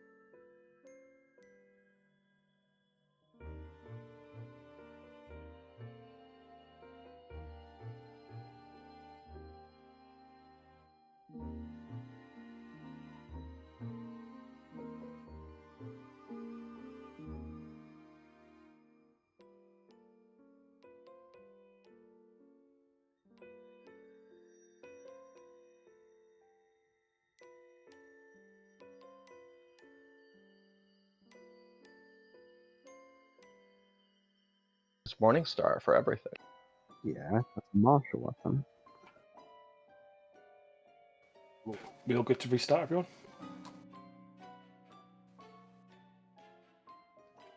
I'm good. I am good. Is Blade back?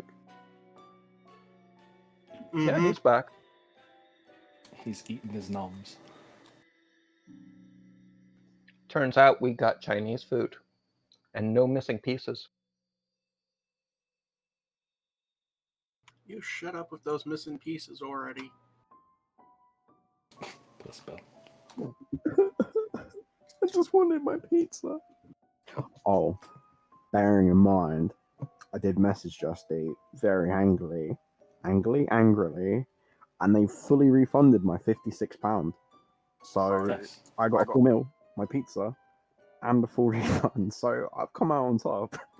I used to ask for refunds every time I ordered from Deliveroo, and I've done it so many times they blocked me. Nice.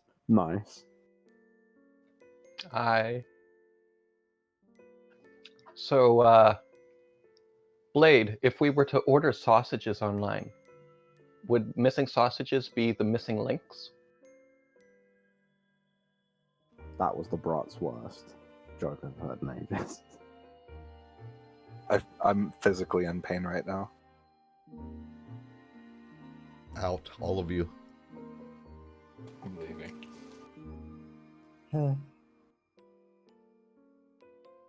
And we return.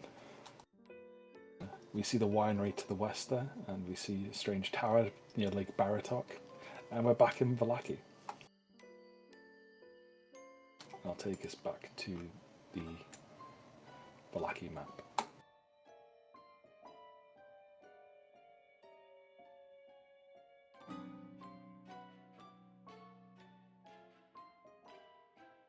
So you've just exited the toy shop, where if it's not Belinsky, it's no fun. Where do you want to go next? The darkness is setting in, and you hear the tramping of peasants heading back to their homes.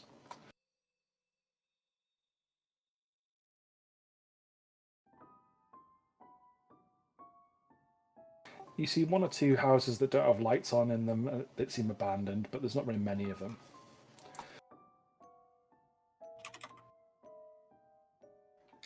Did the party want to head to Warren? Is it Irina? Wouldn't be the worst idea. It's getting pretty late anyway. Yeah, we should do that first in case she decides to go early or something. Well, Gwen's still thinking she should get to that yard before it closes. Okay, you certainly can. Which one do you want to do? Do you want to go to the yard first, or do you want to go to the inn? Or are you going to split up?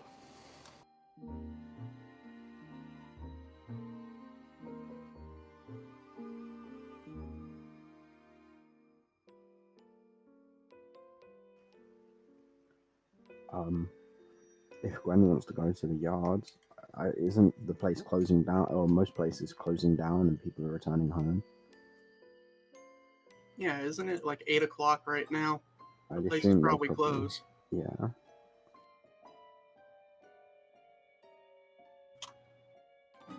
Yeah, it is 8 PM. Most things are beginning to close, and people are coming back from the fields and the day's hunting. Yeah, but Gwen still feels like we should check.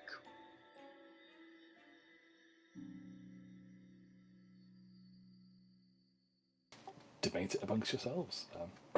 Give me a unanimous decision, or split up. It's entirely up to you.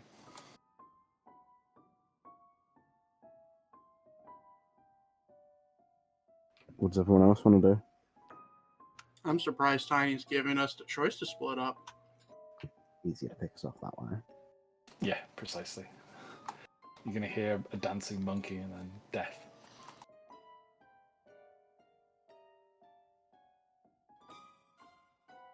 Well, I guess you should have quit monkeying around.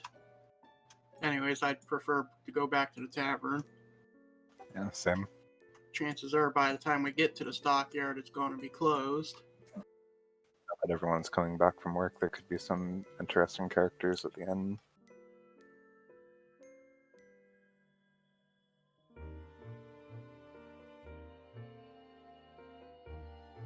Head back to the inn then. We can always go to the stockyard in the morning. Okay, so we're heading back to the inn. It's only a little ways across the street, so you get back very quickly. So only a few minutes away. And the same patrons are there. A few more have wandered in since the time you spent in the Blinsky's toy shop, but no one of particular note. There's a few commoners who are a bit covered in dirt, have their hands covered in blisters, they look red raw. They've clearly been picking and dealing with crops all day. There's one or two fishermen in here as well. Do they smell of fish? They do smell of fish.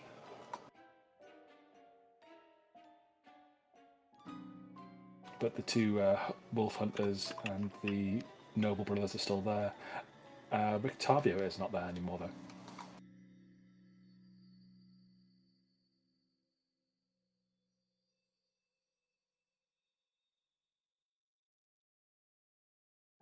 He does not appear to be in the Blue Water Inn anymore.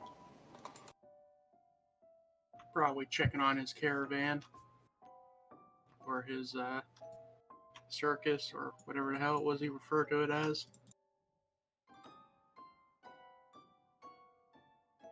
His carriage is the word you're looking for. Yes, we could call it a carriage. His carnival wagon.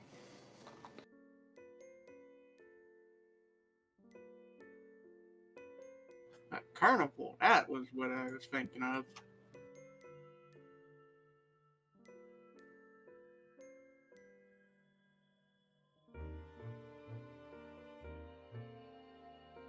Danica asks, you boys back so soon?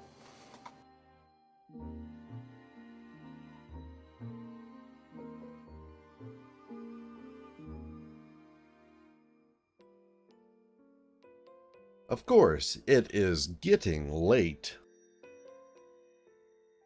I thought you adventuring types were out at night, jumping over ceilings and rooftops and all manner of things.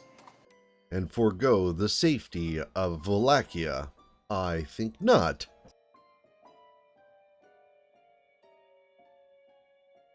It's the smartest thing you've said all day.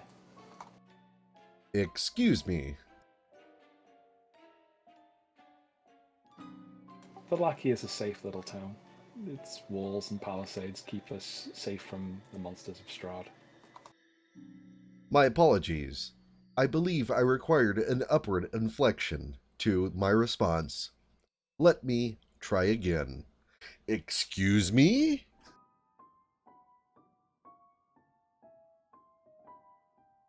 You're a strange one, Sugar. Sugar! I like that. Can I get you anything to drink? No, I am well quenched, but thank you.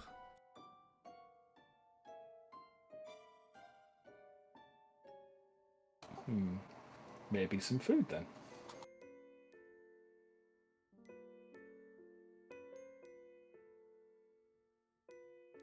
We've got some cooked wolf steak at 1 electrum piece each. I find the meat of carnivorous animals to be a bit too gamey for my taste. Thank you. I will eat what I have packed away later tonight. Oh, she taps her lip with a finger. We've got some beet soup and some fresh bread.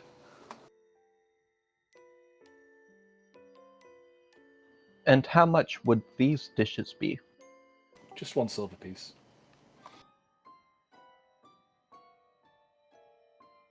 I believe I will avail myself to your hospitality.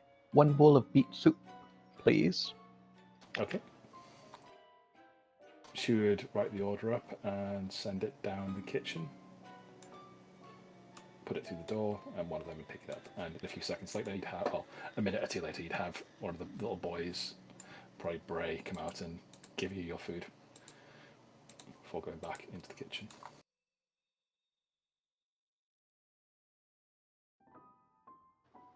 Thank you, young man. Did you find that girl yet? He asks absent-mindedly as he gives you his food, as he gives you your food. Sorry. No, we have, however, found a very entertaining animal. Not that blasted monkey again. I told you, it's not allowed in the inn. Do not worry. We have not brought the monkey with us. Or at least, I believe we have not. I cannot tell if my companions have found a way to convince him to follow us.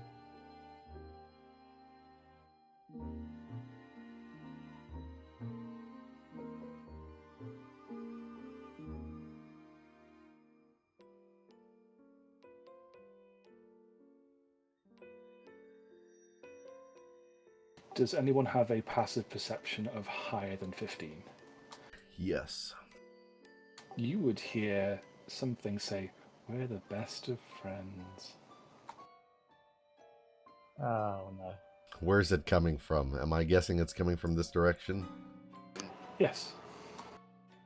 Church will rotate his head 180 degrees and just look back at Grunk.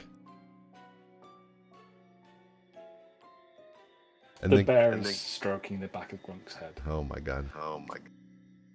Do I know it's doing that? Oh yeah. It's not being quiet about it or stealthy about it. It's just stroking you. Because you're its best friend now. Why did you have to bring that thing, Grunk? It is terrifying. And Church will continue to rotate his head a further 180 degrees to its original position. Can I take the bear out of my bag and put it on Church's shoulder?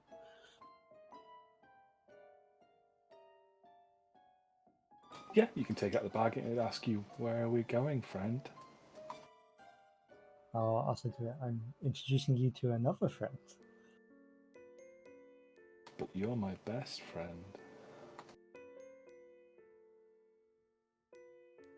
You can have multiple best friends. No. Grunk, are you approaching Church with that thing? I might be, yeah. Church will spin around on his stool and put his back to the bar.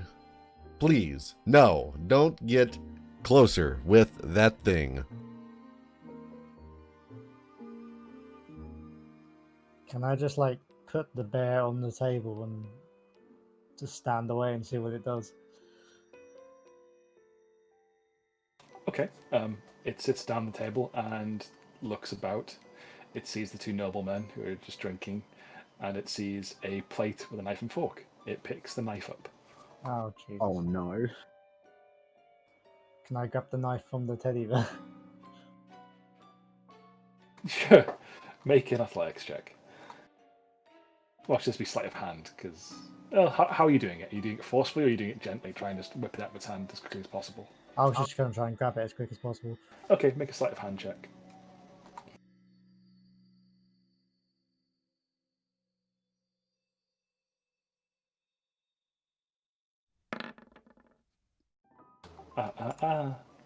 Don't run with knives, the bear says.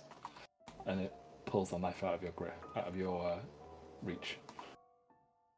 And it looks at Church. Gronk is going to just sort of look around at his companions with a look of confusion and somewhat bewilderment, not knowing really what to do. Grunk, what have you done? Church will start like backing up further against the bar to try and get away from it. I don't know what I expected, but it wasn't this.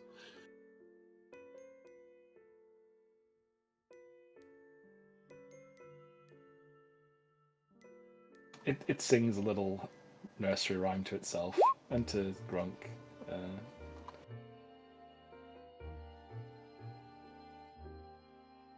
And it's just using the knife as sort of a metronome for the beat. But it keeps taking it closer to Church. I think Church is going to try and reach out and swipe the knife from him. Okay, make a sleight of hand check.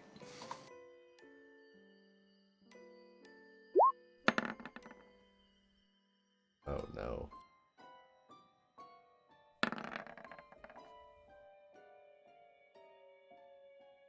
You grab the knife, but you grab it by the blade.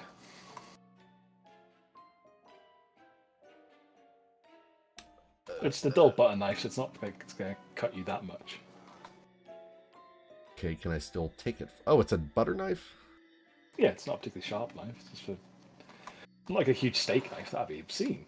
Oh yeah, that would be obscene. Fuck you, Tiny. I'm taking the knife from the bear.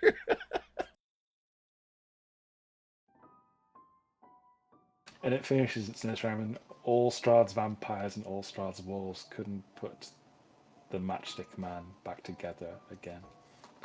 Looking at Church. I don't know what he is talking about. Church will turn his back to the bear and slam the butter knife on the bar.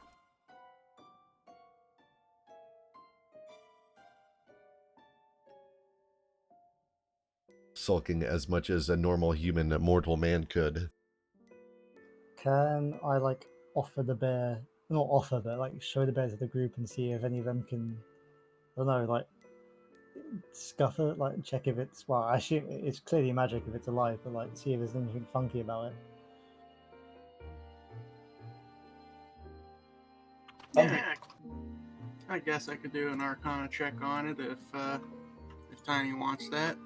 We're gonna have to Really? charge everybody in the bar fucking viewing fees for this show. The brothers are just laughing, saying, one of Blinsky's monstrosities. That man does not know how to market to children.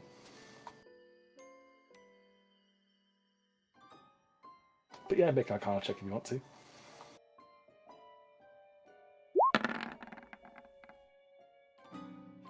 Just seems to be an animated bear. Well, animated patchwork bear. The bits of different bears are making some confusing impulses in terms of the magic, but it seems benign enough. I'm just going to tell the bear to not grab anything sharp and put it back in my backpack. This is where I like to be, close to you. And I will say to you, it can be close to me as long as it does nothing to, harm anyone.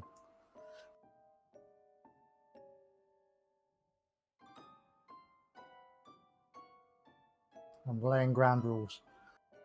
So you're specifying no harm.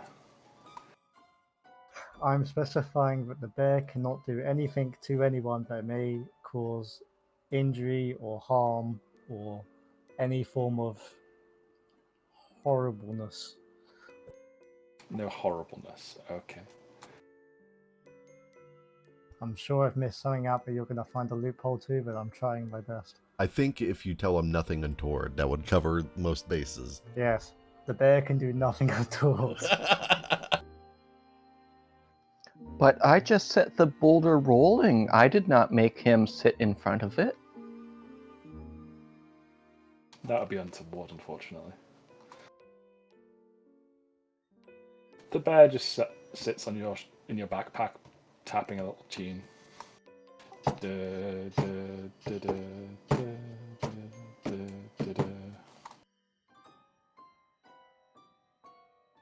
I love it. I wish I had one in real life.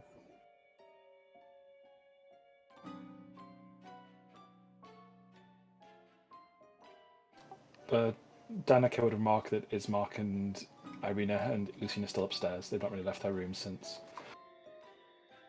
What about the elf? Was it Danico? Danica is the barmaid. Oh, I mean the bard. I can't remember his name. Rictavio. I was close. It was a mix of both. Where did that weird man wander off to? He said he was going to go give some food to Blinsky.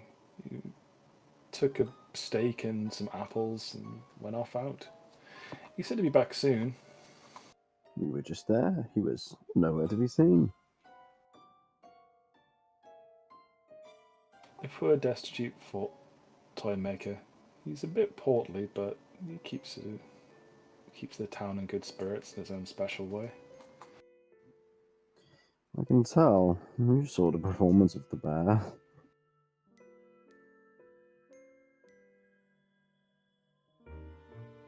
It was just sitting there. I didn't see anything.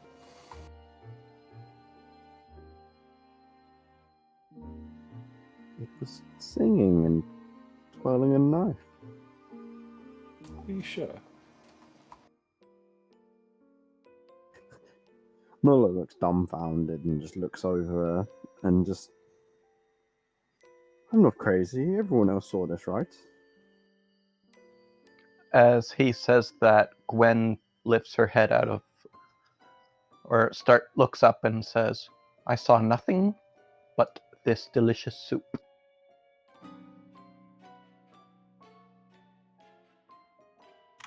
Moira will pretend she didn't see anything and is like, see what, Noller? I don't know what you're talking about.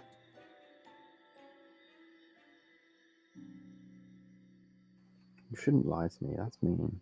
Friends don't lie. I'm not lying, I'm gaslighting.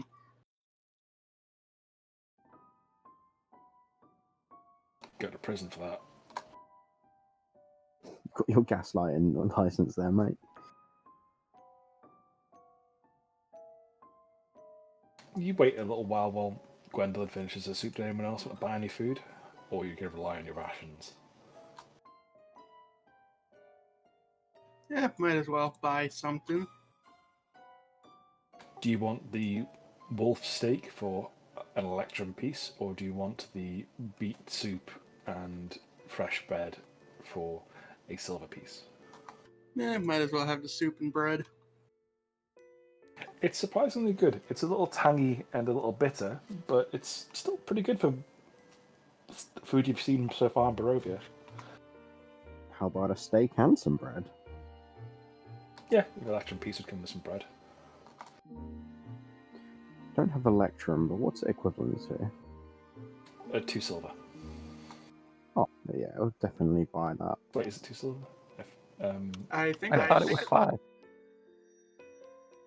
Yeah, it's equivalent to 5, sorry. You're right. Oh, I'm still buying that. And he'll put the steak between the bread as he cuts it and eats it. The bread seems surprisingly hearty. Even almost good for Barovia. This is fine. This is delicious. A nice loaf of bread or piece of bread is always welcome. He'll chow down his wolf steak sandwich. It's quite stringy and greasy, but it's been well seared and well cooked by Owen in the back there. Kroll, would you want anything? I'll have a steak and try to copy what Nolly's doing there. That looks like an interesting concept. So the turtle is going to eat wolf. Interesting.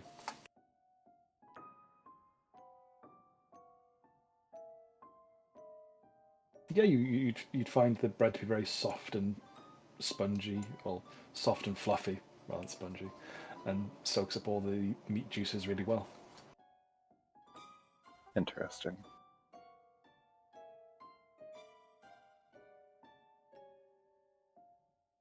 So everyone has been fed apart from Grunk. Grunk will also have a wolf steak sandwich as he's seen the trend and wants a part of it.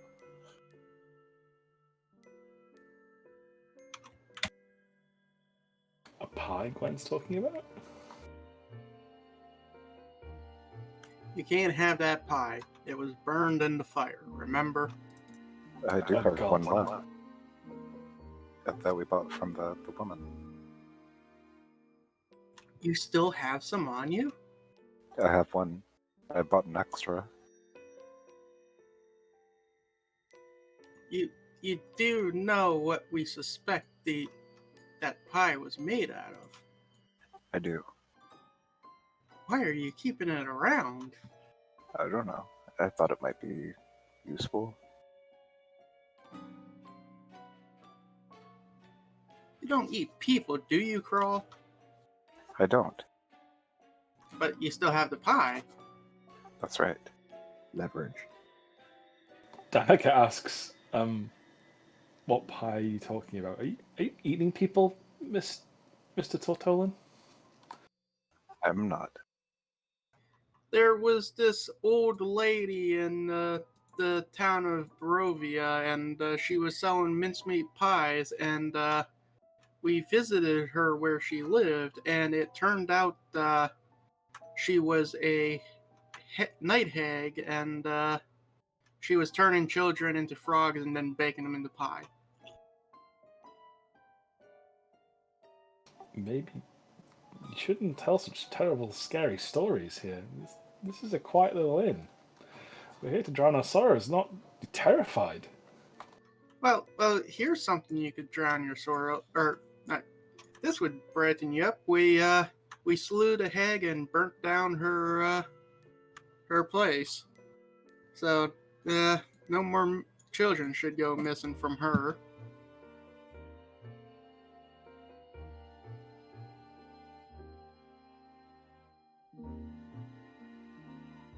She cocks her head and looks at you. You're a strange woman. I think the same.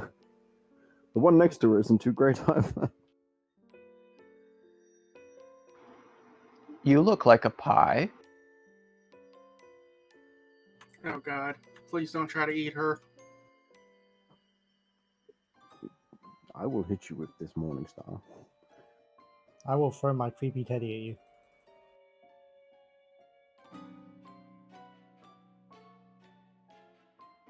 Hey, it's not my fault Gwen's going into withdrawal. Gwen would want to get the pie off Crawl. Make a wisdom saving throw.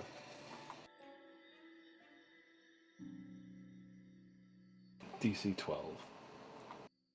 Yeah, you really want to get that pie off Crawl, now that you know he has one. Who else had a pie? And triple balls. I ate a pie and tripped balls. Grunk, make a wisdom saving throw, since you would also be going through withdrawal by this point.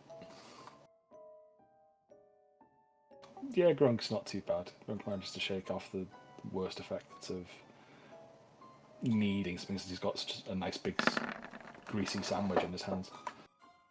Oh, it did roll. It just fucking took forever. All right. Well, I And guess you I got really, 2 natural ones. I Yeah, guess you I- agreed to do. I guess I really fucking want that pie.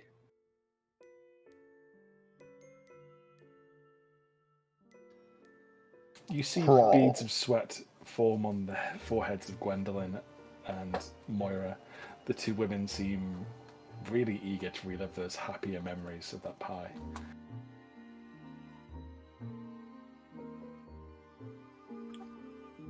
You are hiding something from us, Crawl. I'm not hiding it. You're free to know that I have it. Really? Where is Then it? it is mine. It is mine. It is mine. I purchased it. You have had meat. You have had wolf. I have not had my fill of meat yet. Give it to me, or you will be my meat. I looked at the steak the same way that I look at the pie. It's already dead, so why not eat it? Well, Gwendolyn is distracting Crawl by talking to him. Can I Misty step behind him and grab at his travel pack to try to grab the pie from him? You can misty step behind him, yeah, and you can try and fumble with his backpack if you want to. This will, yeah, you can do that. So Misty step and then like the sleight of hand. You're not really doing sleight of hand. It's more just you're rummaging through his backpack. It's not very discreet. There's definite obviousness when you misty step behind someone.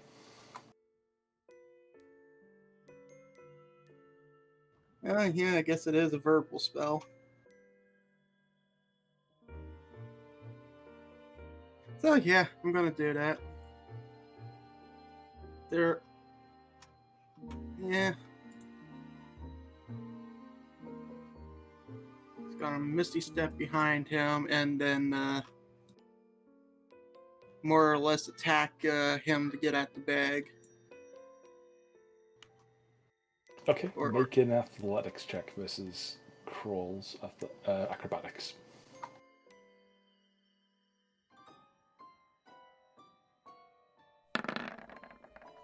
No, Crawl does the acrobatics, you do the athletics, Moira, because you're rummaging through something. I thought that I need to learn to read. To listen. Yeah, you managed to pull the backpack off of Crawl.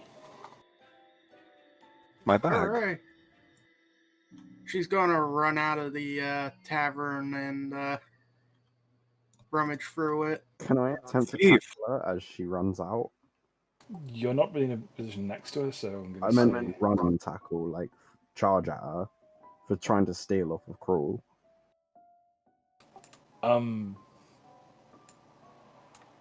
There it is. There it is. Oh, there it goes. Yeah, I suppose, this is initiative-based, so Moira go back to behind... No, Moira would have had the chance to run. Crawl can make an attack opportunity if he wants to. I can cast a spell as a reaction now. So Moira will be frostbitten. Can you do that as a reaction? I don't think you can. Unless you've got- Warcaster. Oh, Warcaster. Yes, then you can. 19 will hit, I believe. And she suddenly goes blue and very, very slow. You come back here.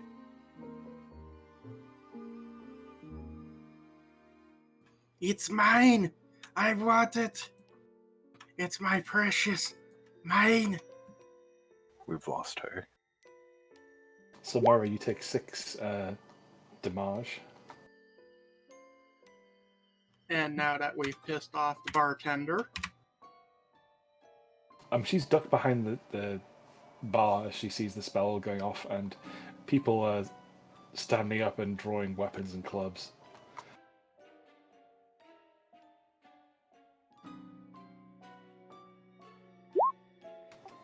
Moira, Grunk, Crawl, Gwendolyn, roll initiative, please. Church. uh-oh. If Church wants to get involved, he certainly can.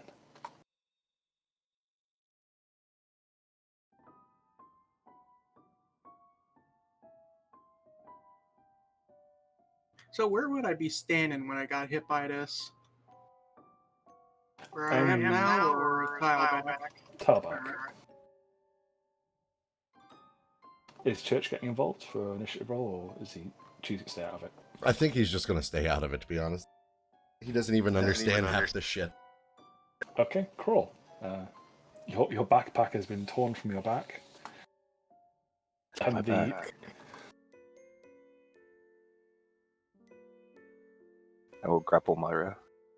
Okay, make an athletics check. Moira, you may make an acrobatics or athletics check to contest this. Moira is not grappled. My bag. Would I be at a disadvantage because I'm frostbitten? No. No, the slowness just applies to movement speed. There's just thematically you've been hit by something by a massive cold spell, so I put you there as being a bit shocked by suddenly hitting you. But any bonus actions, Crawl. I'll use my bonus action to scowl. Okay, Moira.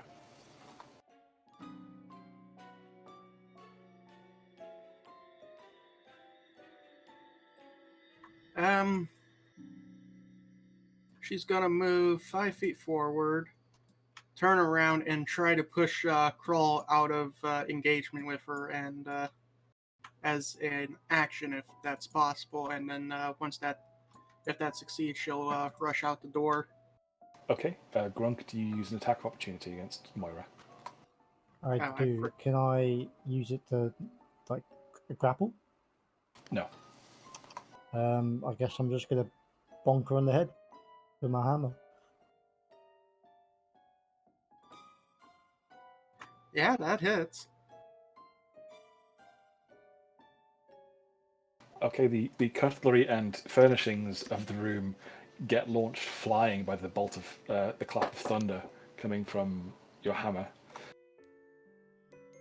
And the teddy bear grabs you by the back of the head and goes, "No, don't hurt your friends. That's bad."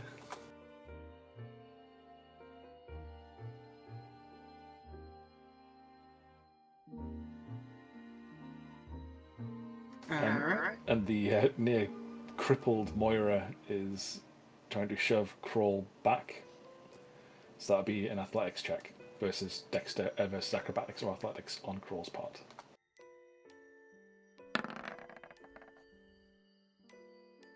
Nope, Crawl sidesteps it. I guess she'll stand here with her back to the door then. Okay.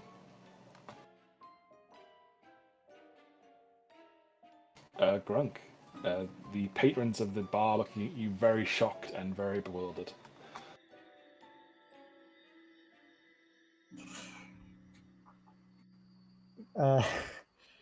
Gronk will. Gronk will now attempt to grapple Moira. If you move a step closer to her, you can do that, yes. What do I need to roll for a grapple? Athletics, and she can roll acrobatics or athletics to try and counter that. Oh, guess what? I can't counter that. Oh, wait, nope, maybe.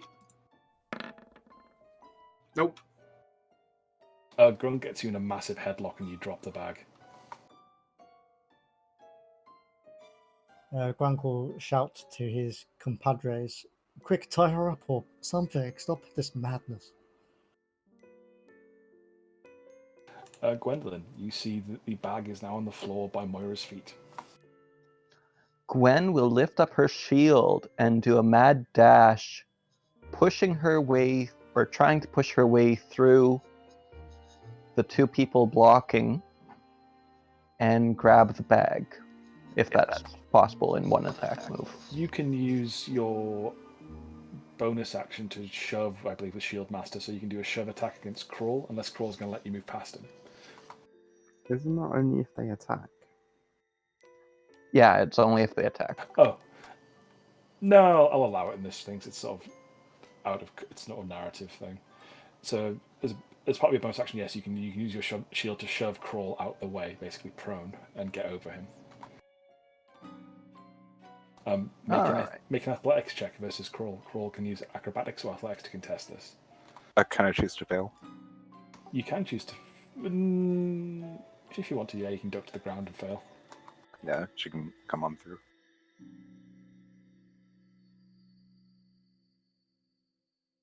So Gwendolyn rushes to where the bag is.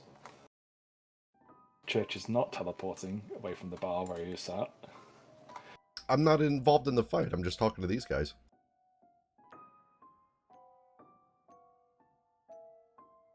I'm like not in the initiative.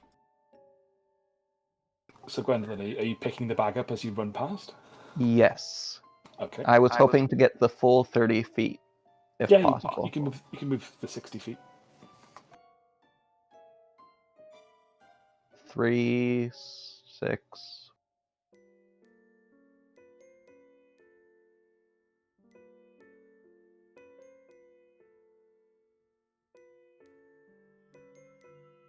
Okay, does Crawl want to use an attack opportunity? Grunk has already used his. Well, Grunk's got his hands full, so he won't be able to do anything.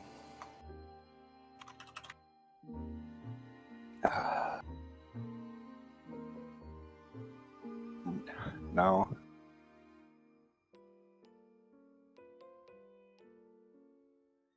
Okay, so Crawl is prone at present, knocked on the back of his shell, so he's struggling to get up. Noah. I'm guessing I saw Gwen take the bag. Yeah, you'd see her run up. You think, oh, she's going to go help, but she runs past Crawl, knocking him over, past the grappled Grunk and Moira, the grappling Grunk and Moira, and snatched up the bag. He will dash out. Dash is an action, isn't it? Yes, it is. Will sort of cut Gwendolyn off, and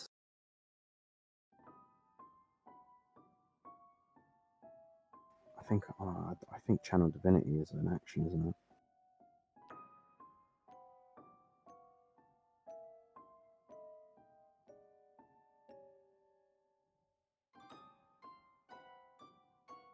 Oh no.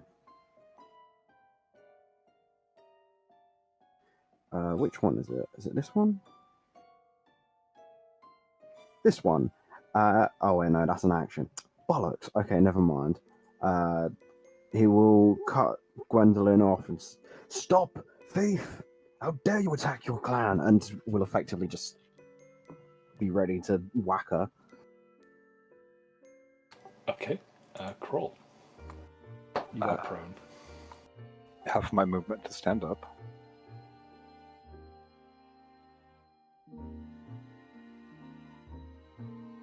Yep.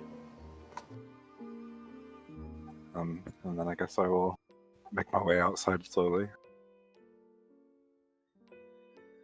Just yelling out for Gwen to stop. I don't want to attack her.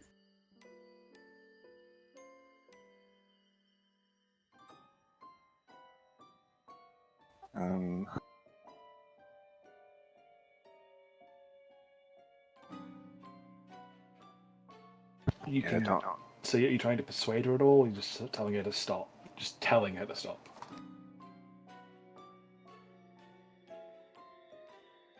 I'll try to persuade her. My bag contains my spellcasting focus and other items that are important to me.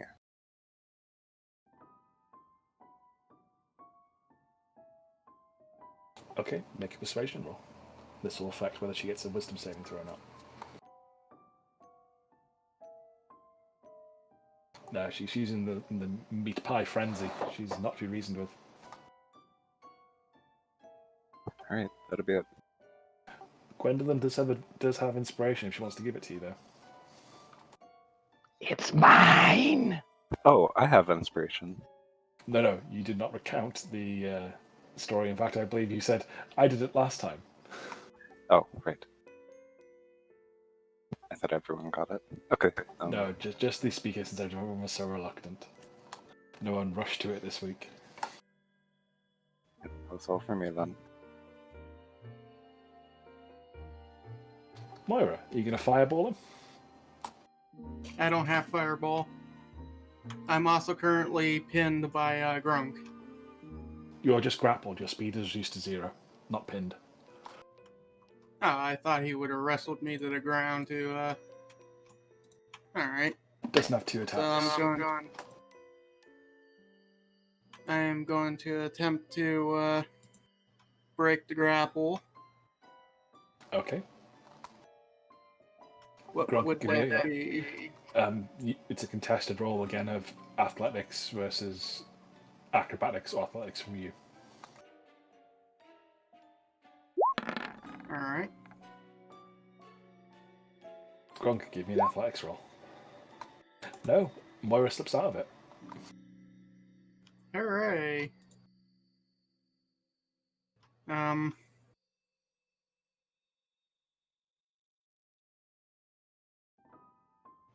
think the only way I could get away from him if am I able to disengage, or am I just too focused on the bag to care about that? You've used an action to break the grapple, so you wouldn't be able to disengage. All right.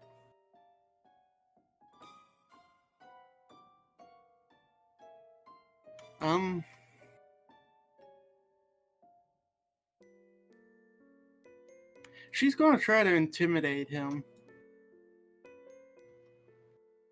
Okay. I don't know why. What are you saying to intimidate him?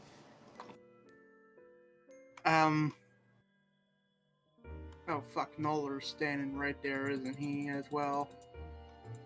Or, no, that's one of the lady tokens. Noller's outside, that's right.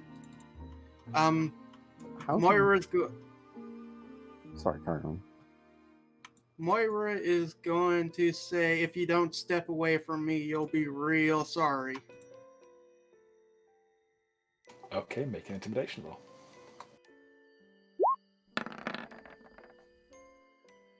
No. The barbarian knows that you're very badly injured. Grunk was just going to laugh at you.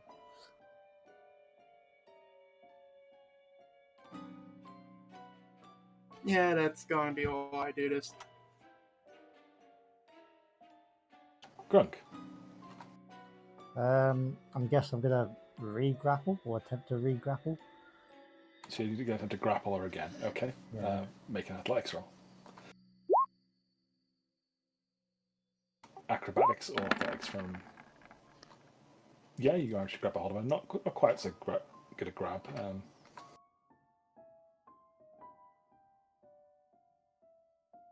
And she's fighting and kicking you as you're doing so. Gwendolyn. All right. Gwen is going to run forward and try to force her way through the door into the shed. Is it Okay. locked? No, the shed's not locked. All right. So she's going to get into the shed and... I will attack with opportunity. Okay. Does 21 hit? Yes, 21 would hit. For 8 damage as he hits you in the back.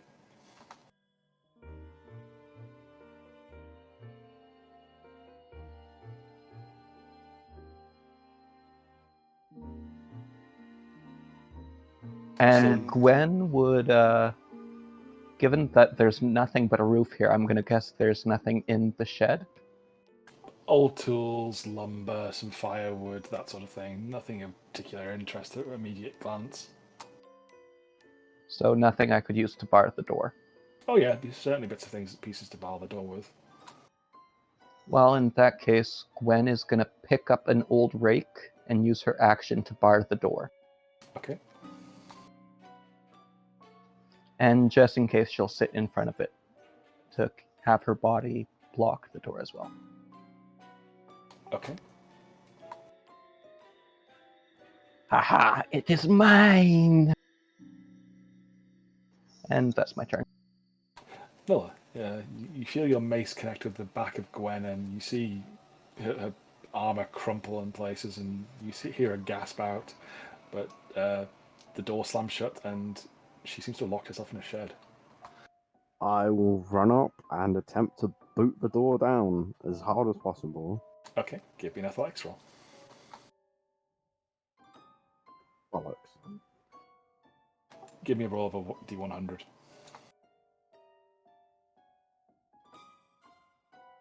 Higher is... Oh, it's Double bollocks. You take 1d8 damage as you kick the door as hard as you can, but you're basically kicking a big metal plate, and you think you just broke your foot.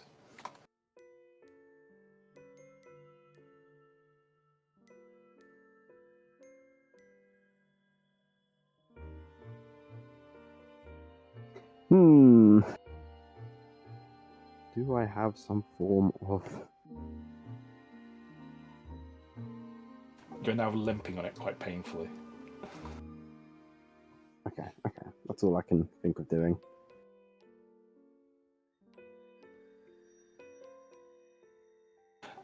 Crawl, you hear another howl in pain as you hear this bone splintering crunch.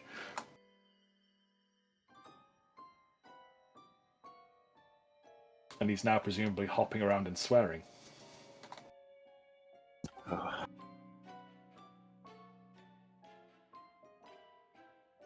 Nola, you see Lucien waving from the window above you. I hope he doesn't hear me swearing. He does. Oh no, the poor impression of the child. Church is not going to be happy when he hears about this. Irina, what's a sheep buggerer?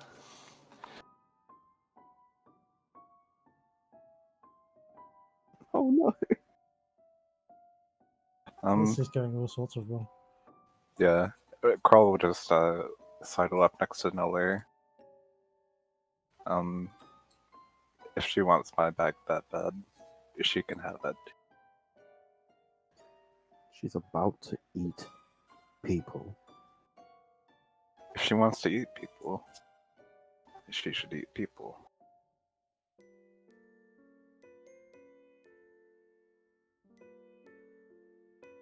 They're telling you, a lawful good paladin, that cannibalism is okay. Okay.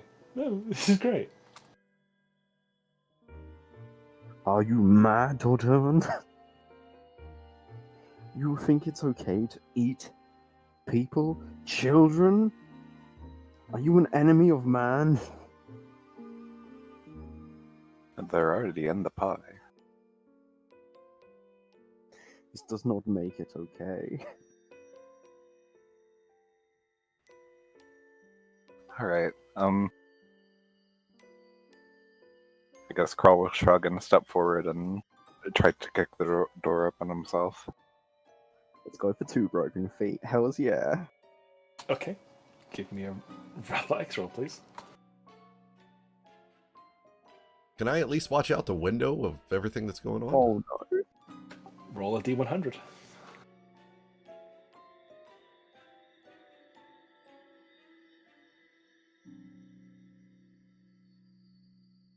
Crawl just bounces off it and ends up on his back again.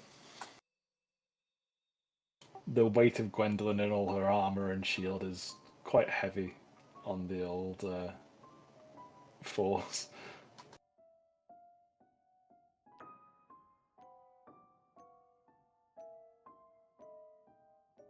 I've done my best. Your best was the absolute worst it could be. And that's okay. Because eating people is okay. As long as it's in pie form and they've already been killed. Moira, make a wisdom saving throw. DC is 12. Yeah, you start coming out of your pie-induced frenzy.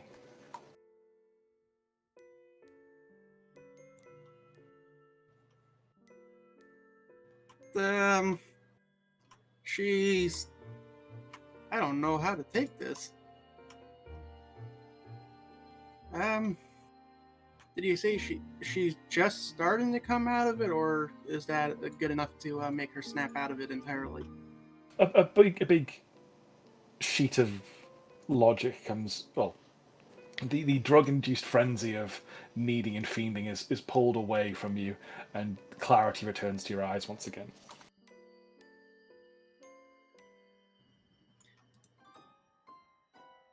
She's panting heavily as Grunk holds her in a grapple, and she's suddenly like, "Wait, what am I doing?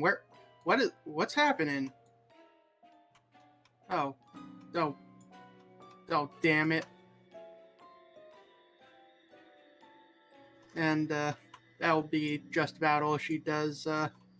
Or no, she'll try to get out of his grasp.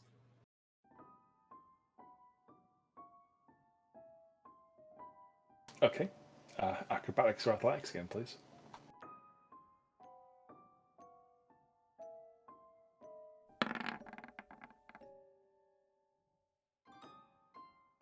And athletics again, please, from Grunk. Yeah, he holds you very tightly in place, and you sort of just hang there dejectedly, defeatedly. Yeah, she'll settle down after this, and she'll calm down and ask him to let her go when he wants to. And that will be the end of her turn. Grunk, your turn. I take it as an action to let her go. No, free action. Okay, in that case, I will just drop her to the floor and sort of look at her pissed and make my way outside to get to the door. Yeah, and I will attempt to kick the door down. Did you dash then, or Oh yeah, no? You didn't. No, I didn't. Okay, make an athletics check. Oh my god!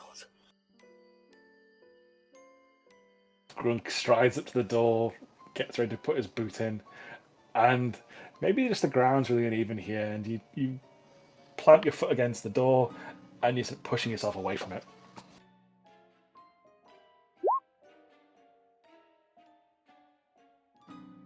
You hear the chorus of ravens and crows just cackling and cackling and laughing.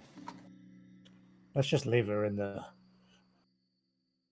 I will not allow this fiend to eat the meat of a child. It's disgusting. Gwendolyn, you are alone in the shed with the pack. Yes, at last, I have the pie. I will reach into Crawl's backpack and use my action to put the whole pie in my mouth, or try as best as I can. Okay, you stuff the pie in your mouth. The somewhat oddly fresh still pie is succulent and sweet in your mouth, and the pastry begins to melt in your mouth. Who was carrying the black needles? I was. They begin to give off a faint humming noise.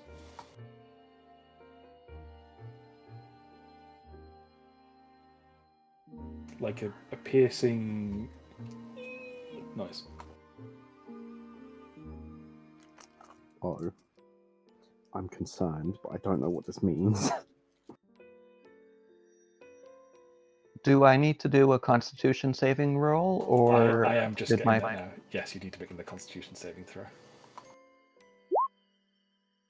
You begin to trip balls again. The shed fades away, and you feel yourself as if you're in a chaise longue of ultimate luxuriousness and softness, and just happy thoughts of springtime and sweet drinks and nice smelling perfumes just waft over you. It feels so warm and cozy in here, and you just don't want to leave. And there's all that faint banging is just disappearing into the background. Mama, Papa, I'm home.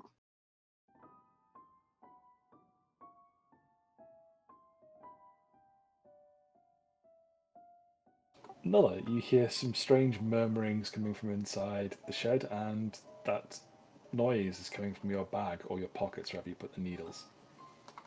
They were in my bag, wrapped in cloth from the bone grinder that we burnt to the ground. With the rest of my body, can I slam into the door? You can try again at disadvantage. You do notice that the bear is looking at the bag. Isn't it in Grunk's bag though? Yeah, Or but just you would notice it staring at your bag though. Your passive perception is high enough. damn it. So at disadvantage, that's a natural 1 again. Roll a d100.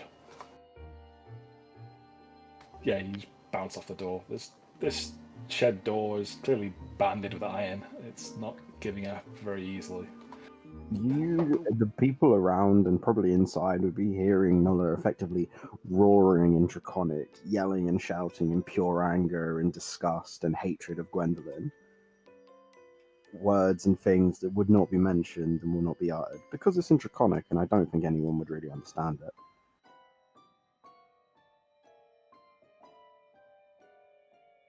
Inside church. Does church speak Draconic? No. Aw. You hear Lucien asking Ismark, "What does raggle mean?" I love this kid. Crawl, you got on your back, and you just saw Nola lose his shit. Stand up.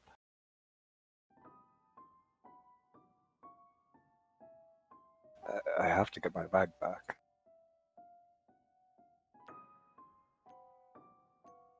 So here I go against the door again.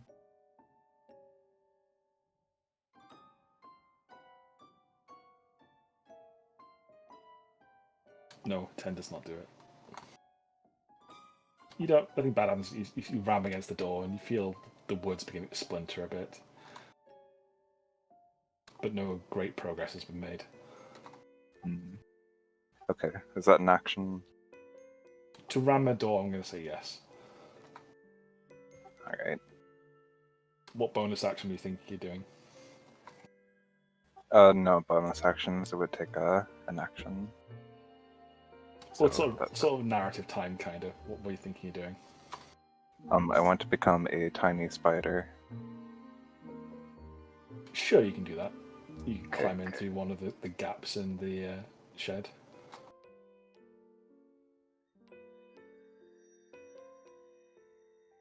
You climb into the shed and you see Gwen laying there, drooling from the mouth.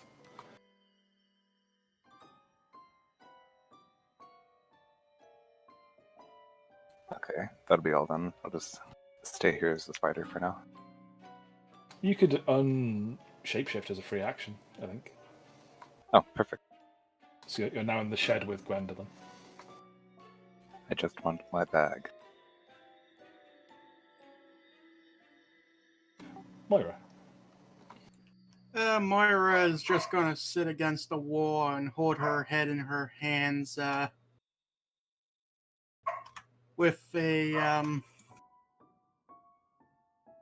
with an expression of like the realizations that she's fucked up colossally, and that will be all she does for the rest of the combat. Okay. Grunk, you see Crawl disappear and the little thing scutter off through the undergrowth. Grunk, just being generally just pissed at the whole situation, is just going to charge at the door again. Okay, give me another athletics roll. Nope, nothing happens. Oh, God. And okay, he will just bounce off it and swear in orc. The wood does give way a bit with a 13, but it's not splintering apart or anything. Gwendolyn, you continue to trip balls. I've got a question.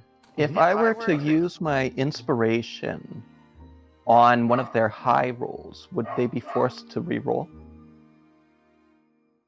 No. Darn. Sorry.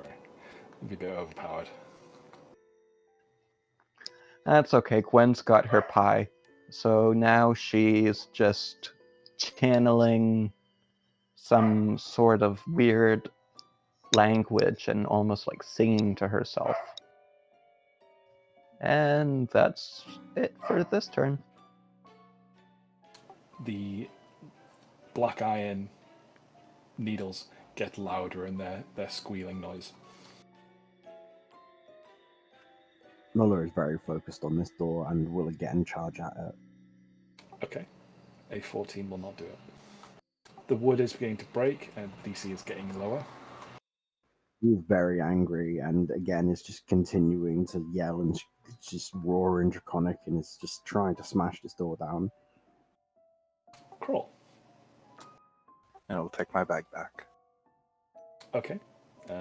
You pry the bag from the hands of Gwendolyn, and she lets it go with a... Take the rake off the door. Okay. Step out. And put the rake back.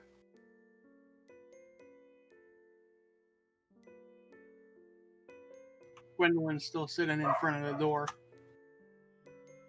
She Yeah, can just move out of the way. It's not a problem.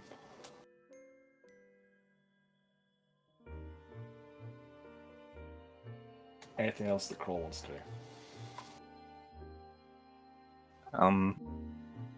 No, I wanted to check the contents of my bag, but I'll wait for that. Okay.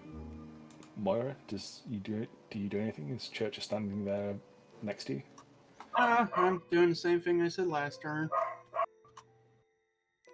Grunk, a rather bent rake has been thrown back into the shed.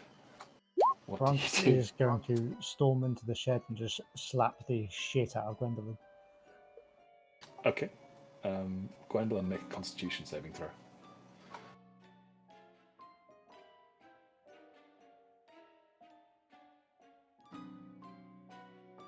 It brings you round a little bit, but you're still under the influences of the pie. Are we talking about one big slap, or like slapping across the face to try and wake her up? Oh, Just so like I'm I've clear. powered up this one slap to like slap her back into reality. Her face is just covered in pie, crust, and dough and pastry, and she's just bleary-eyed and not talking much sense still. She's got a big, huge red mark on the side of her face, but she's not making any sense still.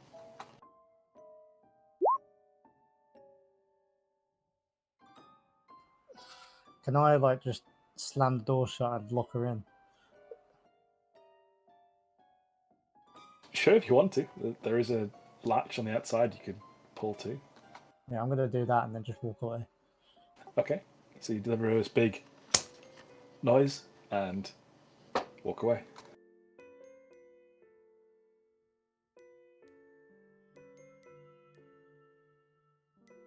Gwendolyn feels a slight buzz and sting from something, but just continues in her dreamy bliss. Nulla. I kind of still want to just charge at the door, but seeing the latch put on it just seems silly to do so.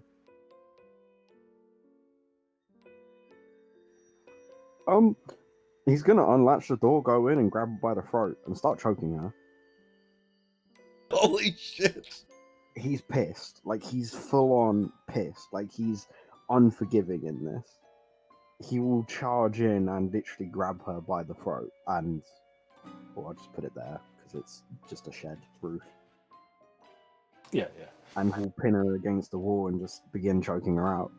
Yelling and screaming, "How dare you! How dare you consume the flesh of an innocent child! It did nothing! All for the lust of a pie! You disgusting! You disgust me! Die, you fiend!" So you're trying to kill her? Effectively, yeah. Oh shit! Okay, Crawl, do you intervene? Yeah. Don't kill her. Be just as bad as the person that made the pies. He's so focused on this, he doesn't really respond to Crawl, but he's just, no one's as unkind as the one who eats the flesh, even if you killed them. This fiend, it must end, it must die, it must go. Holy shit! Okay, I've got to get involved. I think. Okay, so reorder that. So it's still Nulla's turn. So Nulla is checking out. Grawl hasn't sort of leapt in and pulled him away. Is making a verbal response as this is happening. So we're now going to top the order now. It is Crawl's turn. Nulla has inflicted one failed death saving throw against Gwendolyn. Okay, I have to pull Meller off of her. Okay.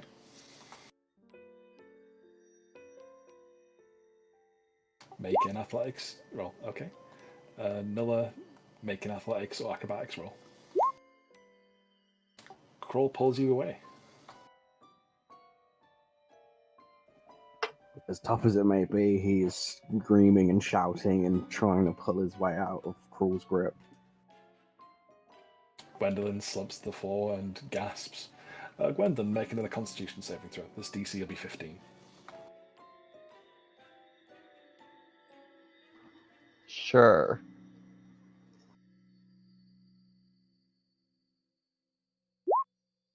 With a gasp and a cough, you come to consciousness and are choked out of your drug-induced child food magic delusions.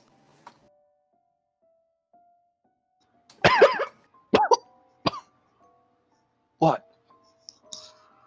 What is this pain around my throat?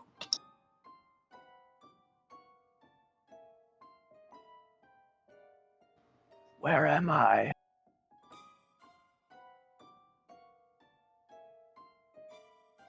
Kroll, it's your turn. You can respond if you want to.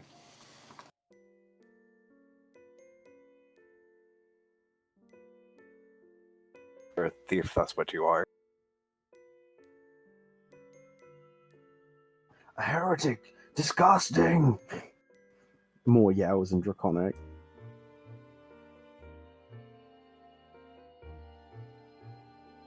Crow will also yell out for some help at this point. But that will be all. Okay, Moira, what do?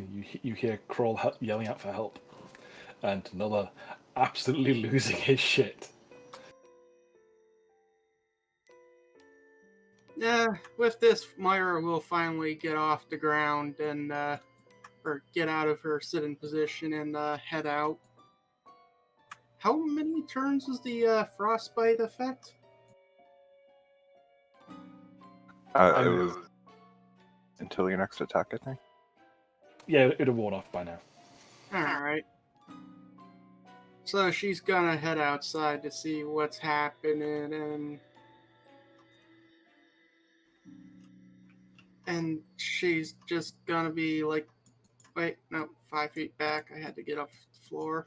She's just gonna be like, what's going on? And that will be it. Grunk. Grunk is going to like shoulder barge past Moira and go up and sort of grab Nola with Crawl and sort of push him back towards the wall, trying to get him away from killing Gwendolyn. Okay. Make an athletics check with advantage. Nulla, make an athletics check with disadvantage. Yeah, the two of you manhandle Nulla back. So he's back against the wall, and you two are there.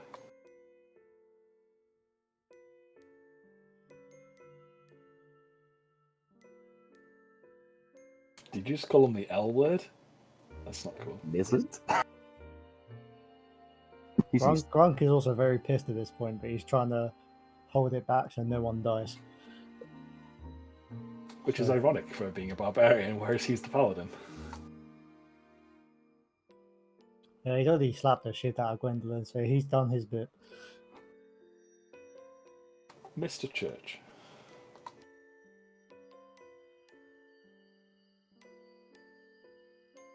Let's Rev scarfs down a bit more pizza. Oh, no, I'm done scarfing. So Church is going to come outside to assess the situation, seeing that Noller has been manhandled. He will turn his head to look to Moira.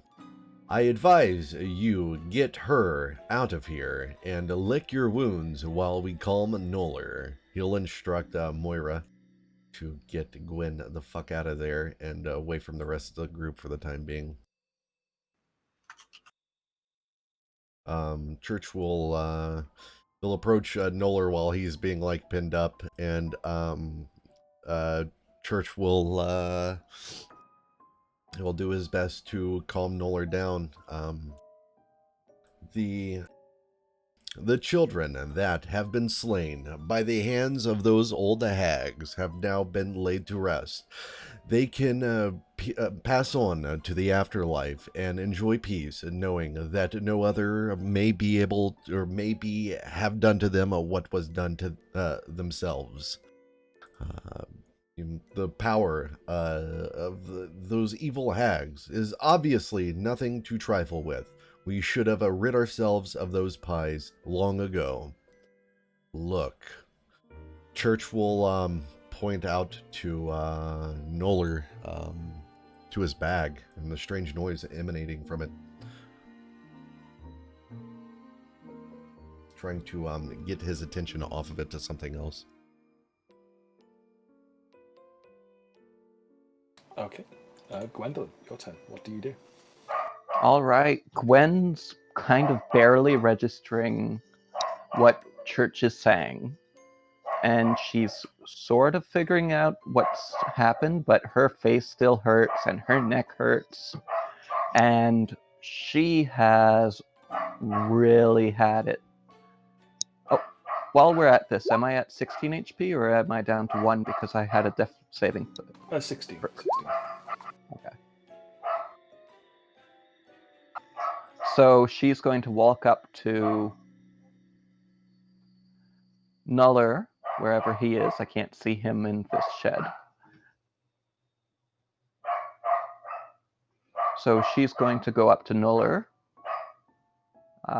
The path to him is currently blocked by people who aren't letting you past. Well, in that case,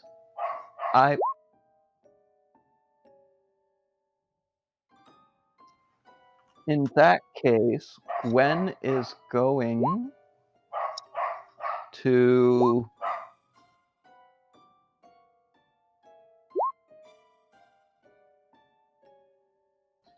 take her ancestral blade from her bag and eat it at Nuller.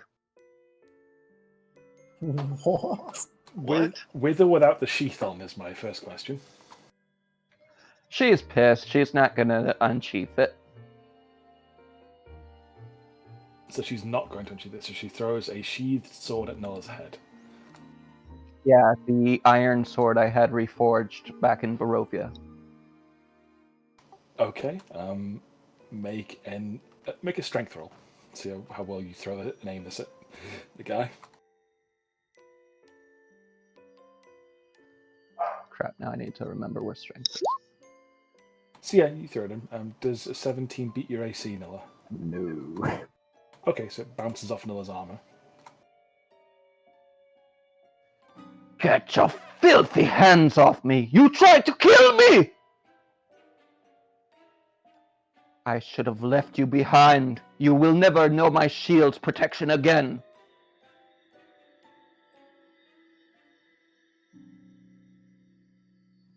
And that's my turn. Any movement. You've still got another 10 feet. Well, I used my action to throw. Actually, you know what? I think I still have... Did I get my action surge? Have you had a long rest? I think action surge is a short rest. Let's just say that you have, yes. Yeah, because we were just hanging out at the camp and whatnot.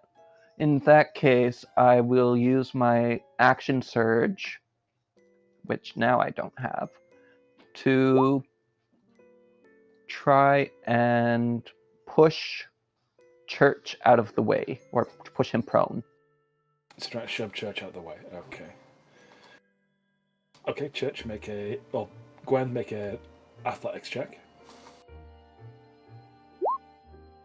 Church, make acrobatics or athletics.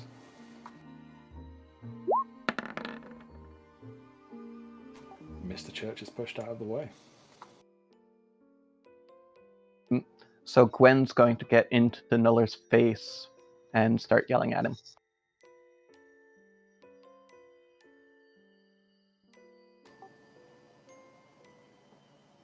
No fire breaths. Okay. Roll your damage. Oh, shit. Uh-oh. Well, if the guards weren't coming, they are now. Gwen, make a DC 12 dexterity save. Is this for half damage? Yes.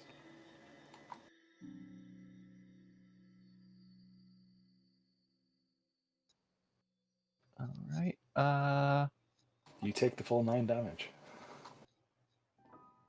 I'm gonna use my inspiration to reroll that. Okay.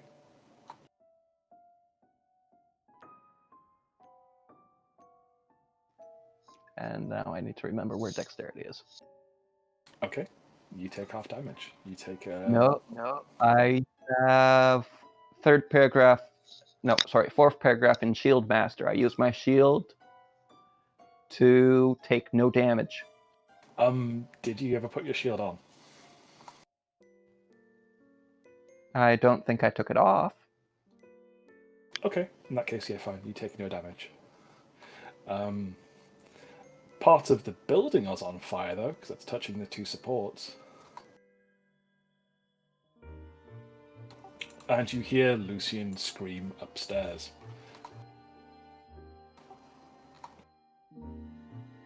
This would affect Moira as... Nah, wouldn't.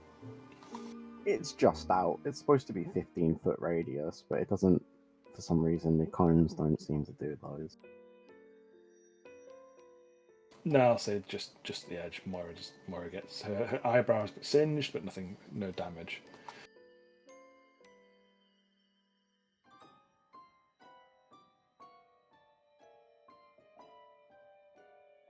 I suppose, yeah. So Moira, you go down. I'm sorry, Moira. Though you did try and take the pie as well, so he's very angry at you as well. But you didn't eat it, so.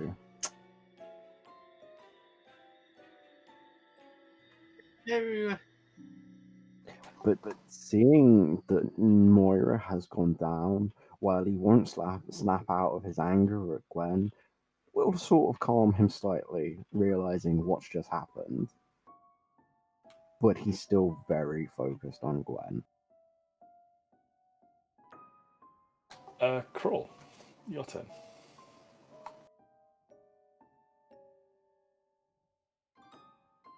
A huge cloud of flame just passed by you, swashed over Gwen, who just put a shield in the way, and it washed over and spread onto Moira, and Moira is now rolling around on the ground on fire.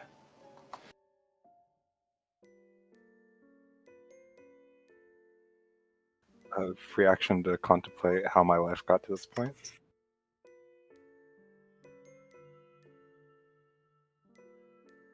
I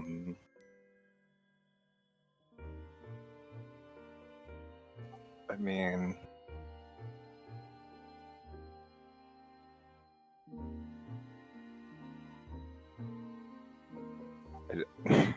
I don't know what to do here.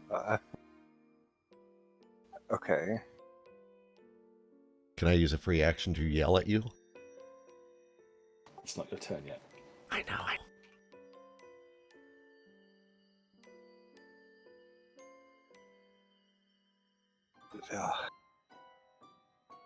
I guess I'm gonna shove Gwendolyn. Okay. Are you shoving her prone or shoving her square back or what? Great Just choice. back. Okay, make an athletics roll, please.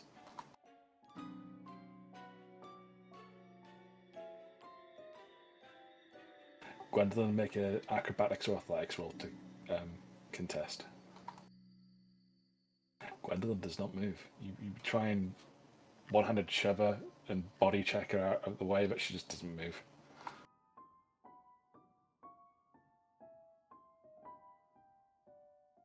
I guess that's all for me. Moira, make a death saving throw. Hooray! I need to remember where my character sheet is. Okay, there it is.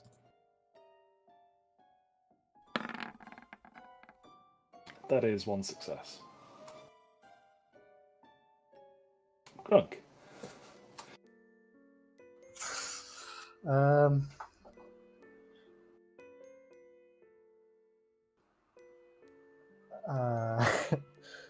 Can I attempt to throw Gwendolyn back in the shed? The shed is also currently on fire. Not the shed, the supports where Lucian is. For the second floor. Actually, Oh, no. I thought I'm going to go put the fire out. Okay, so you let go of Nola.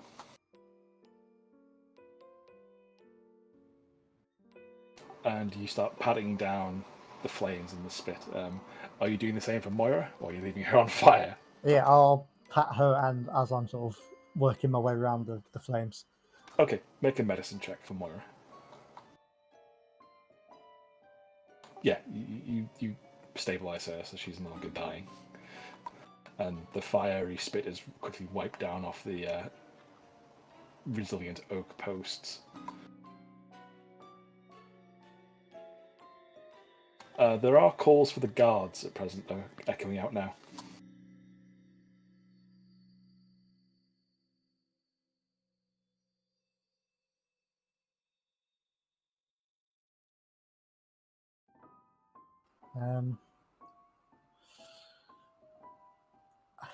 It's not very much. Is there anything else I can do apart from move?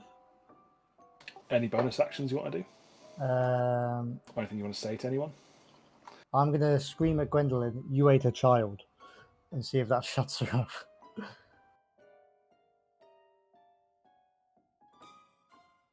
Okay, Church, your turn.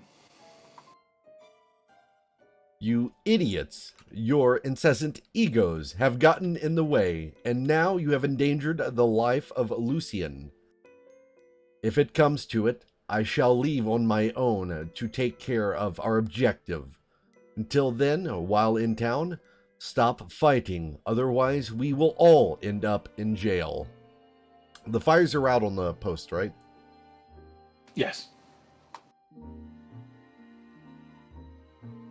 Imagine sort of flaming saliva spits and hits all over it, and it starts crackling, but Grunk was very quick to start putting it out. Do I hear the direction that the person is calling from for the guards from? From in the tavern. Church is going to instead use his movement and bonus action to dash into the tavern. And, his hands will be in the air, and he will attempt to reassure the patrons. Everyone, everything is fine. The problem has been solved. The evil magics of the...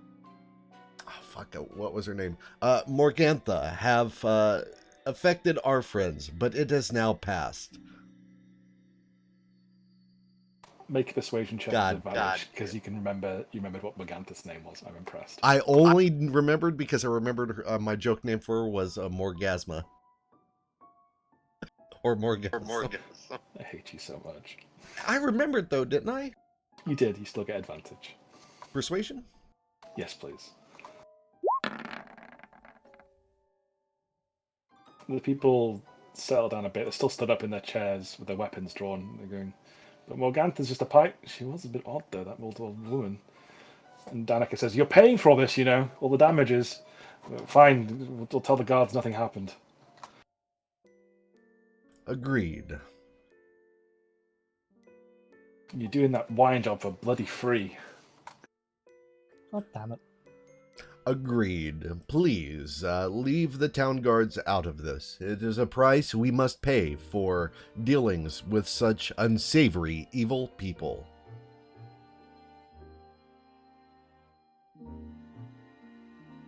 I guess that'll be my turn. Okay, Gwendolyn. Crawl is in between Gwendolyn and Nulla, trying to push you both back and failing to do so. What does Gwendolyn do after being shouted at? Well, Gwen is going to take pause, so I'm thinking maybe a disadvantage on my next roll, but she is still pissed with Crawl, so she's going to take a punch at him. At Crawl? Not Crawl. Sorry, at Nuller. So she is a bit more hesitant, but she's still pissed. So she's going to take a swing at Nuller. Okay. Make an attack roll, please. So this is just a... It's just a fist. Just use your normal sword as a swing, because you'd be proficient with it. 26 to hit him. Disadvantage. Advantage. You are being held back by someone. Against the wall. Trying to hit Gwen out the way? He did, and he failed massively. Fair enough. So that would be 1d4. No, because you're not monks. It's just 1 damage, so it's 2 damage to Nulla.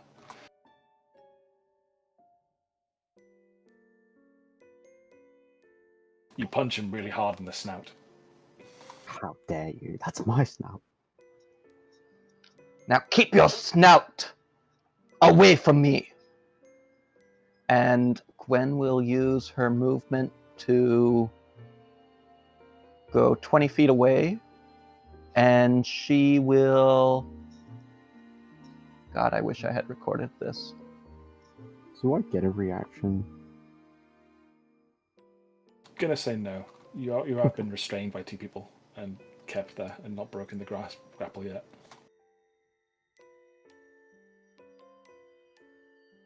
I wish I had...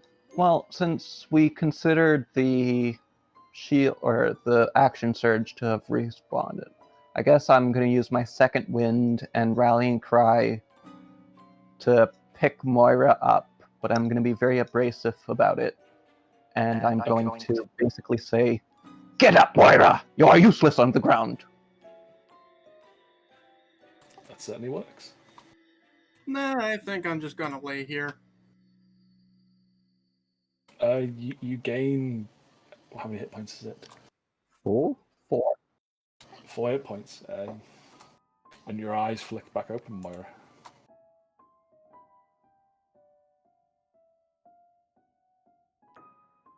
And you're looking at Grunk's buttonless trousers. She's just gonna roll over onto her back and look up to the sky and is like, well, fuck.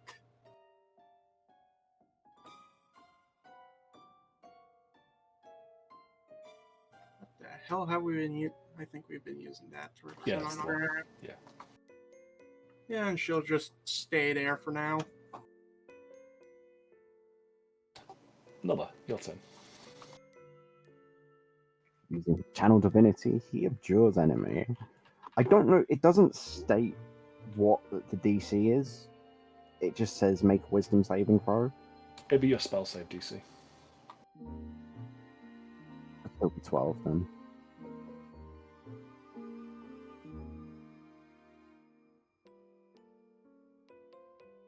Okay, who are you doing that against? Take a wild guess, Danny. Of course, take a wild guess. So, Gwendolyn, make a DC 12 wisdom saving throw.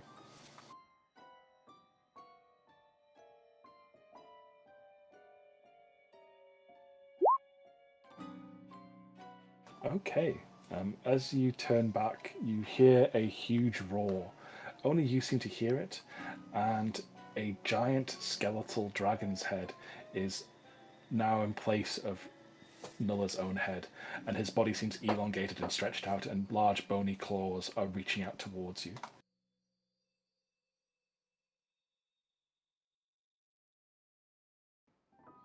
Witchcraft and sorcery. And you are compelled to run away. His speed is 0, and it can't get any bonus speed. I assume frightened means with 0 speed, he's on the she's on the floor. She wouldn't be on the crying. floor, no. She wants to run away, but she can't. She's transfixed by this image of this dead dragon looking to consume her. Sort of stood shocked in place.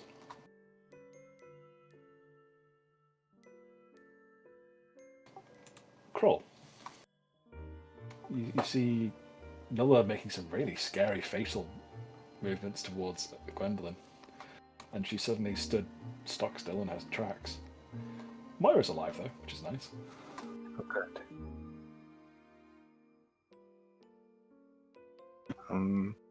Well, I've got my bag. So I will go.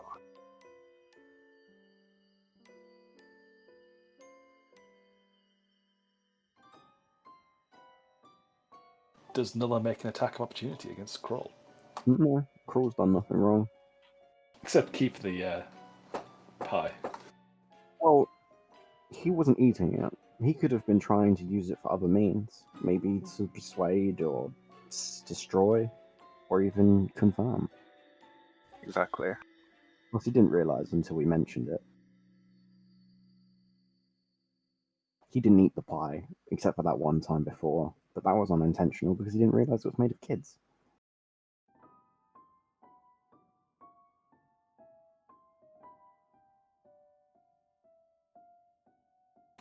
So Crawl has left you up against the wall. Crawl's now back in the bar, everyone looking at him.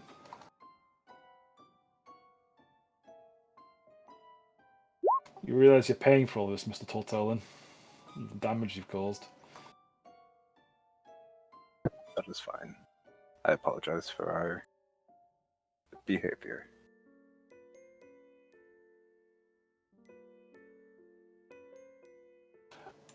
Grunk, your turn.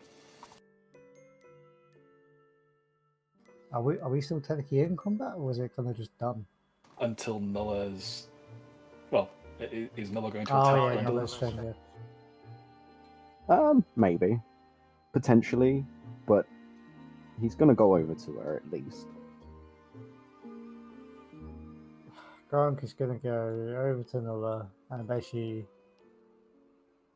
not scream at him, but tell him to calm the fuck down, because the gods have been called before, and no one really needs to die. As angry as they both are. Can I do like a persuasion check on him? That sounds like an intimidation against to me. Actually, it's more intimidation. Okay, make a wisdom saving throw, please, Nulla.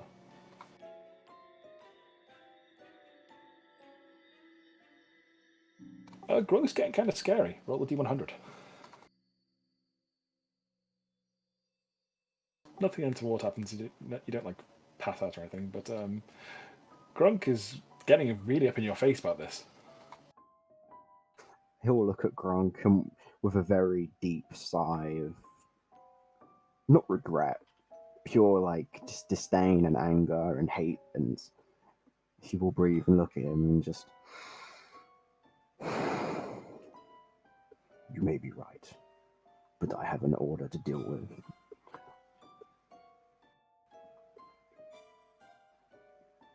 I promise I will not kill it.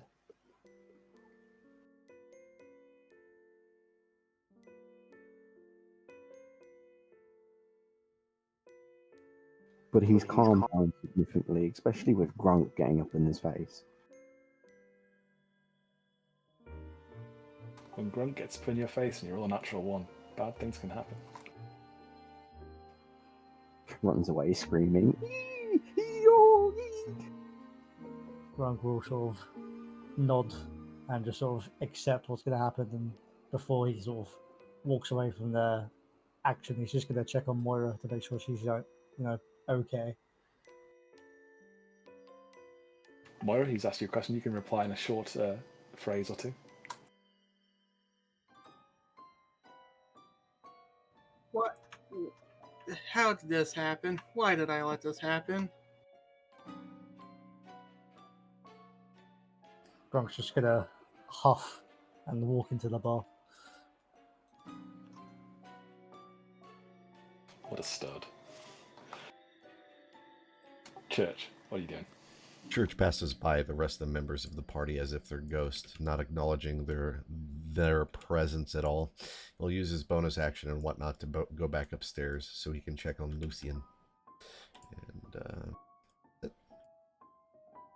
Mr. Church, I thought the building was going to burn up. I would not allow that to happen.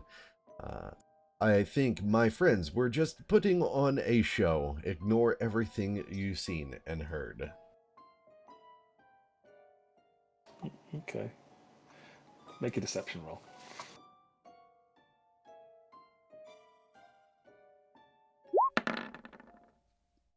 It's surprisingly easy to lie to a child. Yeah, he believes you. Oh, thank goodness. What's a sheep bugger, though? And you proceed to indulge Lucian in that conversation. And Gwendolyn, you are unable to move. You're still transfixed by this haunting image of a lingering skeletal dragon seemingly intent on devouring you.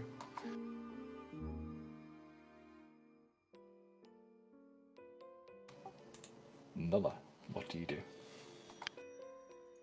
He walks over towards Moira and looks down. He's upset with her, but Moira, Are you okay? I didn't mean to hit you with my fire. I'm fine. I'm sorry for anything I did. Better be. You will repent. And we'll walk over to Gwen and just look at her in pure disgust. You ate the remains of a child, willingly. Whether you claim craving, whether you claim what you are of unholy nature, and I will never trust you. If you do this again, if anything, if I distrust you, I will put an end to you. And he'll tie her up if he can with a rope from his bag. You wouldn't be able to do that was another contested check. Oh, yeah, that's fine. He'll try it. Okay. First, make a sleight of hand check. The DC will be her AC. Yeah, you managed to wrap a rope around her. Gwen and Nulla now both roll athletics checks, please. Nulla will do so with advantage because double 20s. Poorly. No, she pushes you away and the rope is just sort of wrapped around her waist.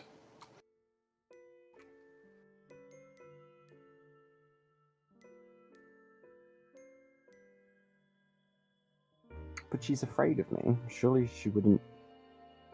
Even with a disadvantage, she would get a 20 there. Okay. But no, that's it. He's just gonna try and tie her up. It doesn't work. You get the rope around her, but you fail to get the knots in place before she just shoves you off and gets the rope off her. She's still looking at you in abject horror. But that's effectively just going to be my turns. He's just going to keep trying to tie her up until he can. And if the guards come, he's going to tell them what she did. The guards are not coming. They stopped yelling for them. Yeah, okay then. We'll call for the guards himself. Are you doing that? Yeah, he'll call for the guards. She's done unjust and unholy and evil things, eating a child.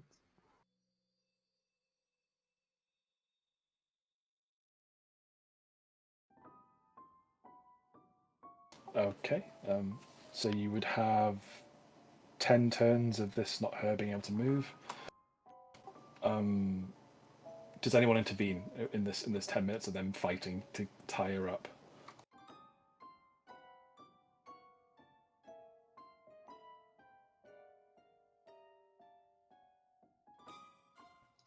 Would Gwen, even though she can't move, would she be able to do things like talk or vomit?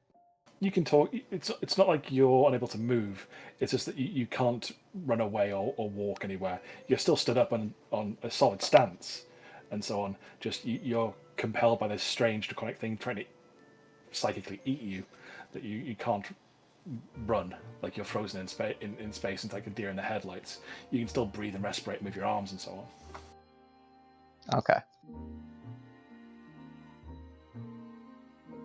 So people in the inn here, Nulla now yelling for the guards and are at ill ease about this, asking what the hell is your friend doing?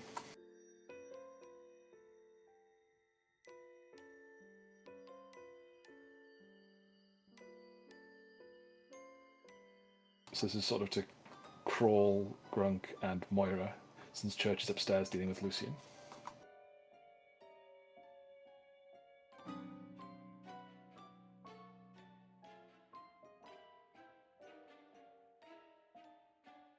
Grunk, do you do anything? Is this just as a first question while this is going on? I think at this point Grunk's kind of still pissed, but he's done his bit. He's kind of just brooding in the inn and just ignoring everything now. Okay, that's fine. Crawl, what are you doing? I guess moving back to the table, collecting my Matryoshka doll, putting it in my bag, inspecting the contents of the bag to see if anything's broken, and just leaving Nuller and Gwendolyn to their own business. Okay, and Moira, what are you doing?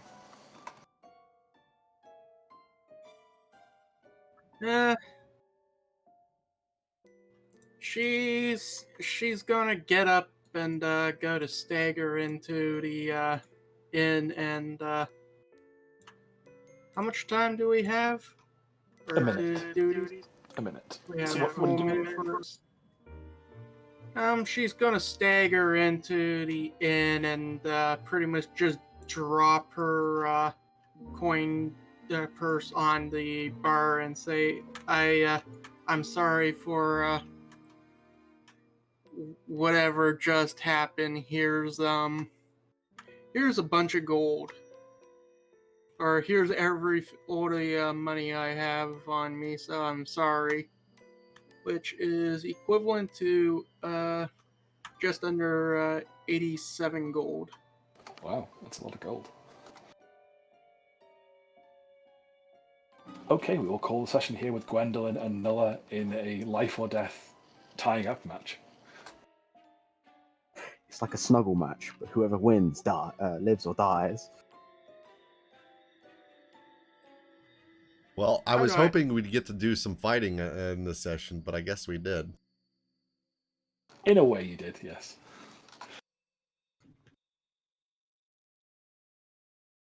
RP wise, maybe. I don't know. That door was harder than anything we've fought before. Literally the strongest door I think we've ever faced. I don't even think Strahd can beat that. Tell you what, you've done such a good job role playing and being in character this session. You go to level 5. Oh, damn. Oh, Sweet. Tiny. Still sounds like he's gonna cry. I love you, Tiny. Yay, level 5. Moira turns around and throws a fireball at Gwendolyn and Noller. I'm just That would be joking. brilliant. That would be amazing. I get cool stuff this level. Ooh. I know. I get double attacks. Sweet. I think 5 is the first level. I get 3rd level slots, right? Same.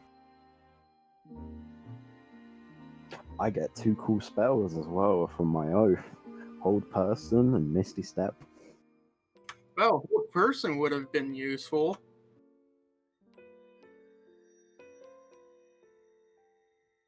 Why couldn't we have this this PvP action later? Yeah. All right. Well, since that's the end of the session, I'm gonna go ahead and stop the stream. So thanks for watching. We'll see you next week. That way we can have a little chat about what the fuck we're gonna do about next week. Oh yes, next week we won't be playing, will we? Oh, sorry everyone. Girlfriend's birthday. What can you do? Not go. Tell her to get a different one. I tried and she got a little upset with me. You know. But honey, I need to slap a woman.